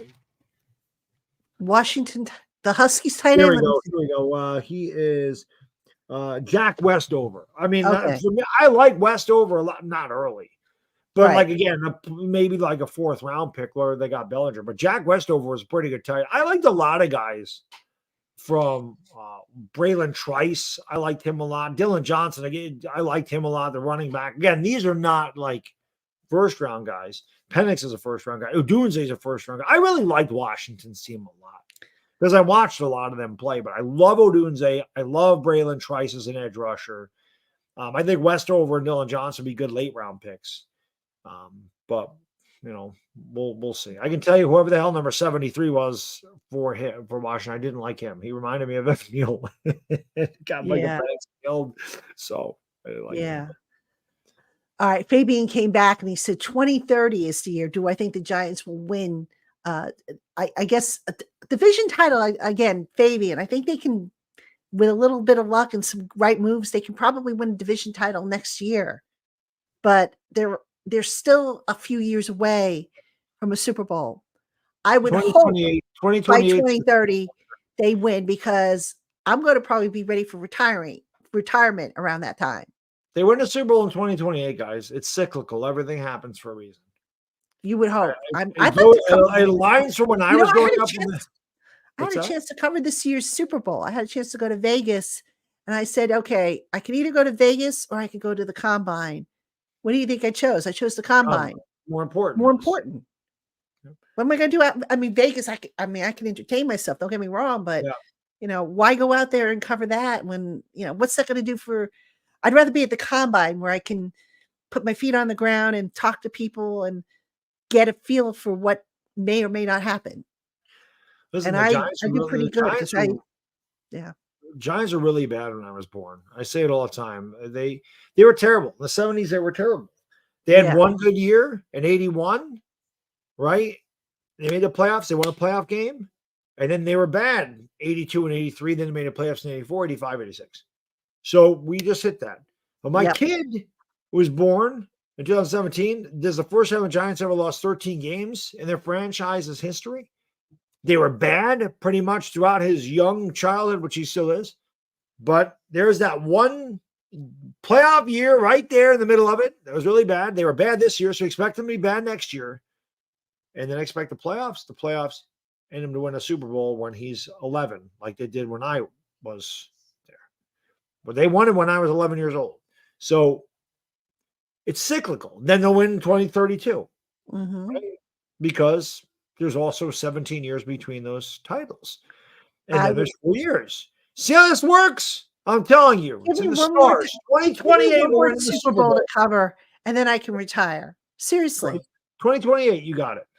I hope. I mean, I don't know. 2028. That's what. That's 4 years. Now I won't quite be ready to retire, but I'll be on the cusp. As my brothers say, you'll be late in the fourth quarter of your career. And I'm better late than never. You know what? As long as I'm healthy, I'll continue doing this until I've just had it up and over, or my health, gets in the way. Yeah. So, cancer, I'd like to think, is in the rearview mirror, and I don't have to worry about that anymore. Fingers crossed. COVID, I've survived 2 rounds of COVID, with minimal damage. You're a fighter. You're a fighter, Patty. Yeah. Put you in a foxhole with me anytime. You're a fighter. Got that. Exactly. Well, that's why my priorities have kind of shifted a little bit, where I don't let things bother me as much as they did when I was younger. But yeah, you get to be a certain age. You really do. I mean, somebody today on the channel said, "Oh, I have your picture in my attic to scare away monsters," and I'm like, "Cool, good. I'm living in your head rent free, dude. Cool." And then somebody else wrote a comment about my voice, and I'm thinking to myself, yeah, sometimes when I play back my videos, my voice irritates me, but you know what? At least I'm alive to talk. Right. Yeah. Right. I don't like my voice. There's no human on the face of the earth that likes their voice. They say you hear your voice differently. What's that? They say when you're talking, because it's this, now I'm getting scientific, I know this, but it vibrates off your bones and stuff, and you hear it differently. Whereas if you play it on tape, you will sound differently. And I sound higher on tape than I do right now when I'm talking. It's weird. Right. But yeah, I don't know. I don't know. One person's like, "Oh, I love my voice." I don't know if I've ever met anyone that's like, "I love I pretty much everybody's like, "I hate the way I sound." Right. I hate my voicemail. I hate the way yeah, it's just, But you have a voice. That's the important thing. Right. That means you're alive, you're healthy. I got no problem. That's all that matters. So, you want to nitpick. I mean, let's hear how you sound. Those of you who, find my voice annoying. Ruben, good call. Ruben said John Sterling. John Sterling does love the sound of his own voice. Ruben is absolutely right. Yep. Yes, he does. Yep. Yes, he does. Yep. Good call. Absolutely. All right, let's see if we have any more questions before we call it a show. I want to thank those of you who have hung in here for the 2+ hours that we've been on the air. And I know there's a bunch of you who have. If I missed your questions, I apologize. The chat goes by so quickly and sometimes I miss them. But pop them in the comments section on YouTube. And I can always, check them tomorrow or over the weekend and try to answer them. I do try to get into the comments as much as I can. I know, also our team gets in there and takes a look at it. So yeah, do that. And I'll try and circle back. And also we've got the Giants Country mailbag, which drops every Saturday. So you can always send me a question that way if you want, want to reach out. Fabian, I'd love to meet you too. Talk to me. Maybe we'll make it work next year. We'll try it. I don't usually get to the tailgates because I don't crash them. I don't go where I'm not invited. But, maybe I get invited to a tailgate. Maybe we run into each other. I don't know. So, but definitely would love to meet you. I mean, you guys, your support means the world to me. Yeah, Danny, I have to get down to MetLife. I've been trying for years and I can't get down there. So I would love to meet you. That'd be great. Yeah, absolutely, dog, man. Come down. I got to meet Chris years ago, it was awesome. So yeah, absolutely. We'll have to get you tickets or Chris something. did tell me though. He said to me, because last time it was 2019, and there was a few people that knew who I was. But I haven't been since. And Chris told me, he goes, time you go down there, he goes, it'll be way different for you. He's like, there will be literally hundreds of people that know who you are. So he's like, when I went down there, it was kind of a shock that many people recognized me. He goes, just expect the same if you go down there. There's going to be a lot more people that know who you are this time as opposed to the first time we went. So that'll be always fun. Whenever, and again, it doesn't happen often around where I live. It is rare that people recognize me. When they do, I always say it's just humbling that anybody would take time to come up and see. It is. It actually is. You know, I've had, you know, it doesn't happen often, but like in the supermarket, people will come up to me and they'll say, "Are you Patty Traina?" Yeah. Or I remember I was at, I was going through, you know, for my physical therapy, for my neck, I had somebody recognize me. And then my chiropractor, God bless him, he said, let me help you get more views for your channel. So he's got my sign up there that you know, on the front desk and everything, trying to help me. And I've had people recognize me that way. And it's so, you know, it's humbling. And, you know, it's, I don't want to say weird, but it's like, oh, wow. You know, because it's like most times I'm able to go out and do what I have to do and nobody even notices I'm there. Because I'm actually, believe it or not, a very quiet person. I'm actually very quiet. So I go in. I am too, believe it or not. You know, it's like I always kid with my husband. I say to him, because we always go grocery shopping together. I'll get in and out of the grocery store because I know what's on my list and what I want. He'll sit there and like, okay, what is this on sale? Must be an Italian thing. We are focused and we just go, yeah, that's me. I put my head down. I say nothing to nobody. I just mind my own business, get my stuff and get home. Jim's a different story. I can definitely be talkative in the gym. I do because I know everybody. I've been in there for so long. Yeah. I know everybody. And that's another humbling thing when people come up to me and ask me for advice. It's humbling. But for somebody to come to me and go, that's exactly what they say to her, like, are you bad, dog? I'm like, I am bad, dog. Like, oh my God, I love your videos, man. I'm a big fan. Like when somebody tells me they're a fan, I'm like, it's humbling. It really is. Like, yeah, I'm like, oh man, thank you so much. Especially like, I appreciate this market. But to hear somebody as a fan, like, why? I'm just a guy. I'm just an idiot with a camera. I said, oh, that's all I am. I'm an idiot with a camera. Anybody can do what I do. Anybody can do it. Not really. Maybe not the same way, but anybody can do it. I guess you could say the same thing for me. Anybody can do what I do. No, that's not true. That's not true at all. Why not? You got to go to school for that. You got to learn. You got to, man. I didn't major in journalism in school. What's that? I didn't major in journalism in school. But you went to school. You took journalism. You did all that. I actually did not. But how did you? But you were a writer, like, you know what I mean? I like to write. Yes, that is true. Though, Patty, you have a skill. Like that skill is not given to everybody. Anybody can turn the camera on and talk at it. Right. You just need to have electricity and a phone. Hey, what's up, everybody? This is your guy, bad whatever. And you're just talking to it, and then you put it on YouTube. And there you are. No, not everybody can do what you do. There is no way. I couldn't do what you do. I don't know how I do what I do because sometimes, like yesterday, I think I said this earlier. My eyes were burning by the time I finished up yesterday because I was going back and forth between shooting videos and writing, and I'm working on salary cap pieces and I'm working on articles and stuff. And there are times when I just scrap it and I say, okay, I don't like how that came out. I got to go back and do it again. But I guess I take it for granted. I've always done that. Even in college, it's like, you know, when we had to write essays in English 101, and I'd have my blue book and I'd be done in like 20 minutes. And my roommate, who was I'll never forget this. She was sitting next to me and she had an empty blue book and she goes, "You're done already?" I said, "Yeah." And she's like, "Oh my God, how'd you finish so fast?" I said, "I knew what I wanted to say and I wrote it." So yeah, I guess that is a skill. I don't know. It's like me with numbers. Like when people can't multiply, like I multiply and add, like the basic operations of arithmetic, mathematics. I see it and I do it so fast. My wife calls me the human calculator. It's funny. That's awesome. So I can just do this stuff really quick. And again, I just take it for granted. I just think because I can do it, I'm like, well, anybody can multiply. Everybody knows what, there's squares all the way up to 40 or whatever. Like everybody knows 31 squared is 961, right? Everybody knows that. That's what everybody knows. 32 squared is 1,024 and 33 squared is 1,089. Everybody knows that, don't they? Everybody knows 17 times 11 is 187. And this plus this. I just see it. So I do it.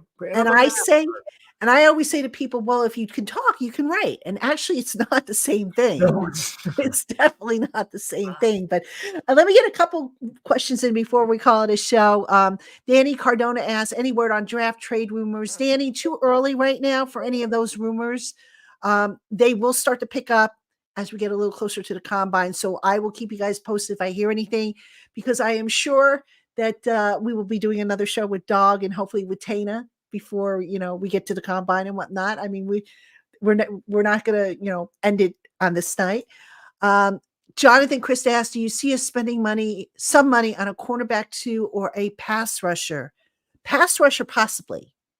Cornerback 2, the jury's out on that one, but I think pass rusher would be the way to go. Do you think it's possible that I don't know how much he's going to command on the open market. Chase Young is a free agent. Is that a possibility? Who is? Chase Young. Isn't he a free agent? I think so. Is that a possibility? What do you think Chase Young gets? Ooh. Like, I don't know what San Francisco's cap situation is. Maybe they bring him back. But let's take a look. But it'd be amazing because I really liked him too. I remember really liking Chase Young, and I said, what do the 49ers have? But it'd be good to get him back in the division. The 49ers, I'm looking to see what they've got with space. The 49ers are going to be, right now, the 49ers are going to be in the red. They're not going to be, but they're going to have to clear out space. They're probably not. Right now, they are in the red.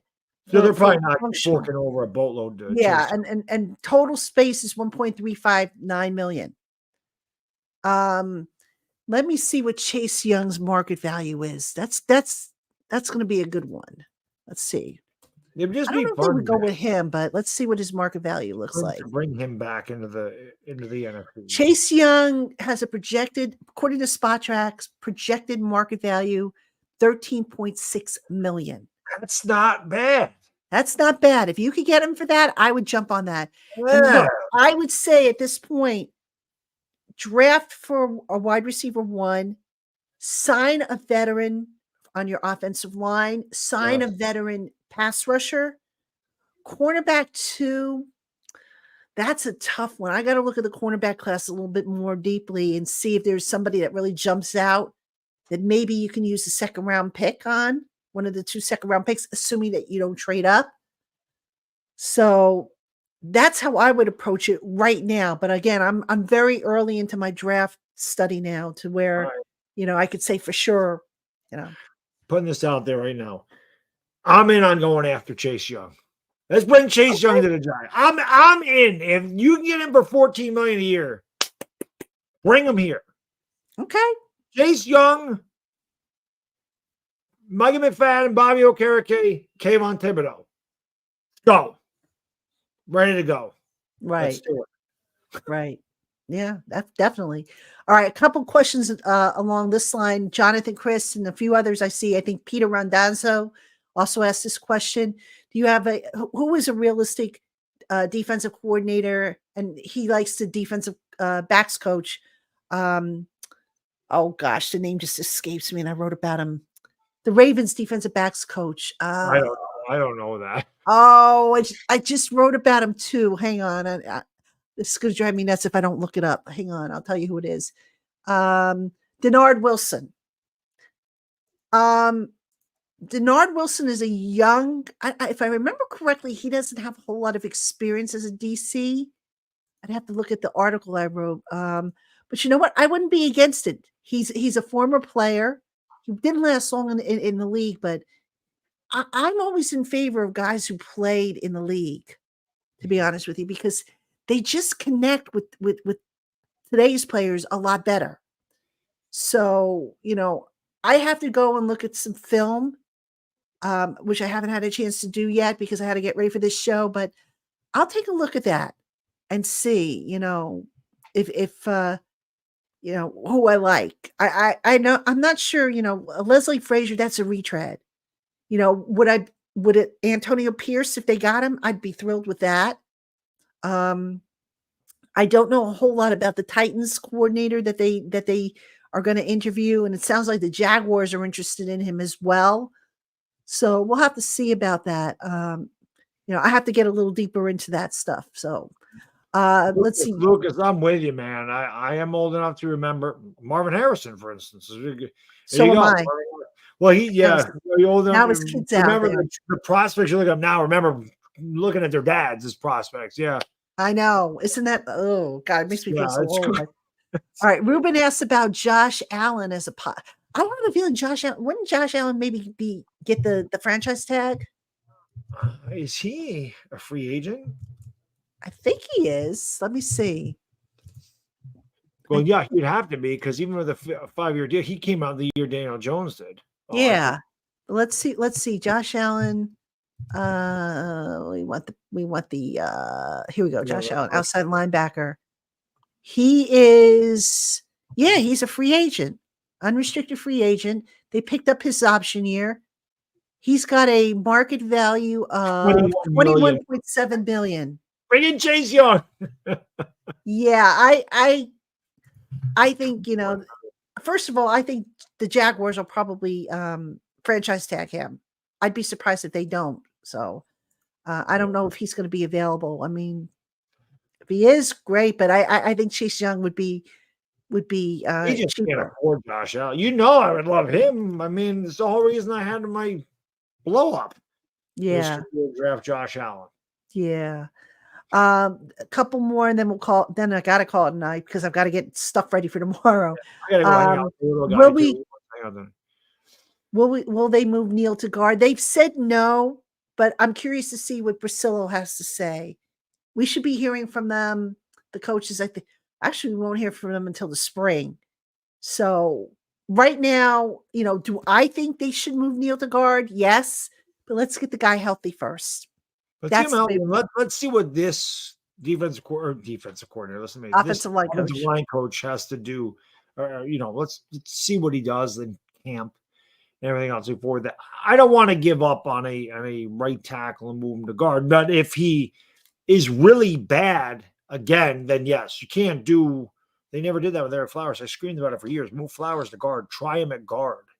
Maybe because Flowers seemed like a decent run blocker, and then he moved inside with Washington. He got 3 years, $30 million from Miami, so it did end up working out. He wasn't great, but he was. And we did it with Pugh. Pugh was a terrible right tackle. They moved him to guard. He ended up being pretty good. Yeah. So, but I think that with a new offensive line coach, you probably want to see if it was more coaching or if it's more Evan Neal. I would wait a little bit, not too long. Like I don't know if I'd give him the entire season if he continues to really struggle. But I think you might try him at guard at some point just to see. But I think you got to roll them a right tackle. Right. All right. One more we'll take from Fabian. Did you see the Wink outbursts brewing? Okay, do you mean the Wink outbursts when he met with Daboll after Daboll told him about the Wilkins brothers being fired? That I could have predicted. Yes. If you're talking about, any discord, there were some whispers of there being some tension. And, Jay Glazer, of course, brought that to everybody's attention. But, you kind of chalk that up to, okay, everybody's losing. Everybody's miserable. When they lose in that building, the mood is really bad. Of course. I mean, you just feel it. You can cut the air with a knife. That's how thick the tension is. And Wink even said that. He said, he goes, it's the same as it was last year. It's just we were 8-4, not 4-8. Winning cures a lot.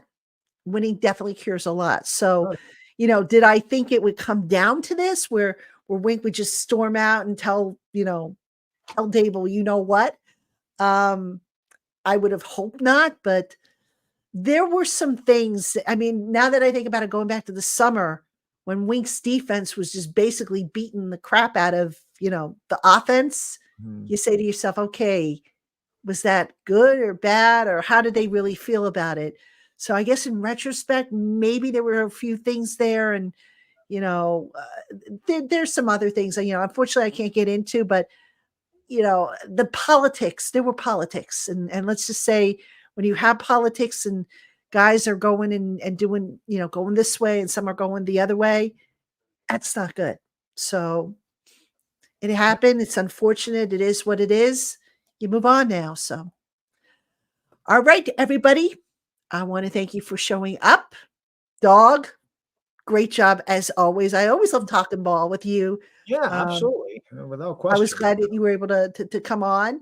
Yeah, there is no way I was like, I just wanted to make sure, because I got out of the gym at like 6:50. I just wanted to make sure I had time to eat, because when I texted you that, I was still at the gym, and like it's 7:30, right? Not 7 o'clock. Because I was gonna say I'll do it, but I'm gonna be a little late just so I have to eat. Otherwise, I get really mad if I don't eat something. So I had to eat something. No, not a problem. 7:30. I'm like, I'm definitely in. I'm glad you got dinner in. I skipped dinner and now I'm hungry. Well, all right. Well, we have to end this. We got to get Patty some food, because as an Italian guy, I'm not eating. No. I had chicken parm today for lunch with pasta. Nice. So I had a little bit of that, and that kind of filled me up. But it's funny because I'm going to go to bed soon anyway, and then I got to get up early, and I've got appointments in the morning to do. But yeah, we had to make a food. We had to throw food in here at one point. So we always talk about food. There's your food section of the stream.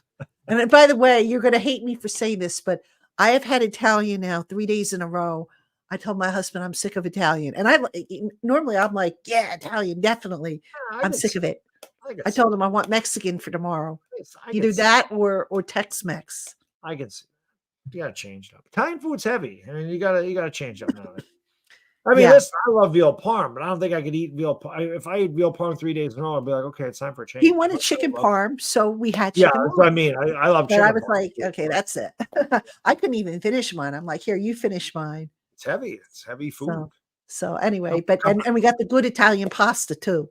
There's this pasta that's really good, supported from Italy. So, nice. But anyway, that'll do it for us. Don't forget, folks, check out Monday's show. I'll have the complete interviews on Carmen Bricillo, Your Boy Q, which we saw earlier in this show, Condo Carpenter, and then I'll have another segment. I'm not sure what the other segment's going to be, but it'll be a complete show for you as always. So thank you.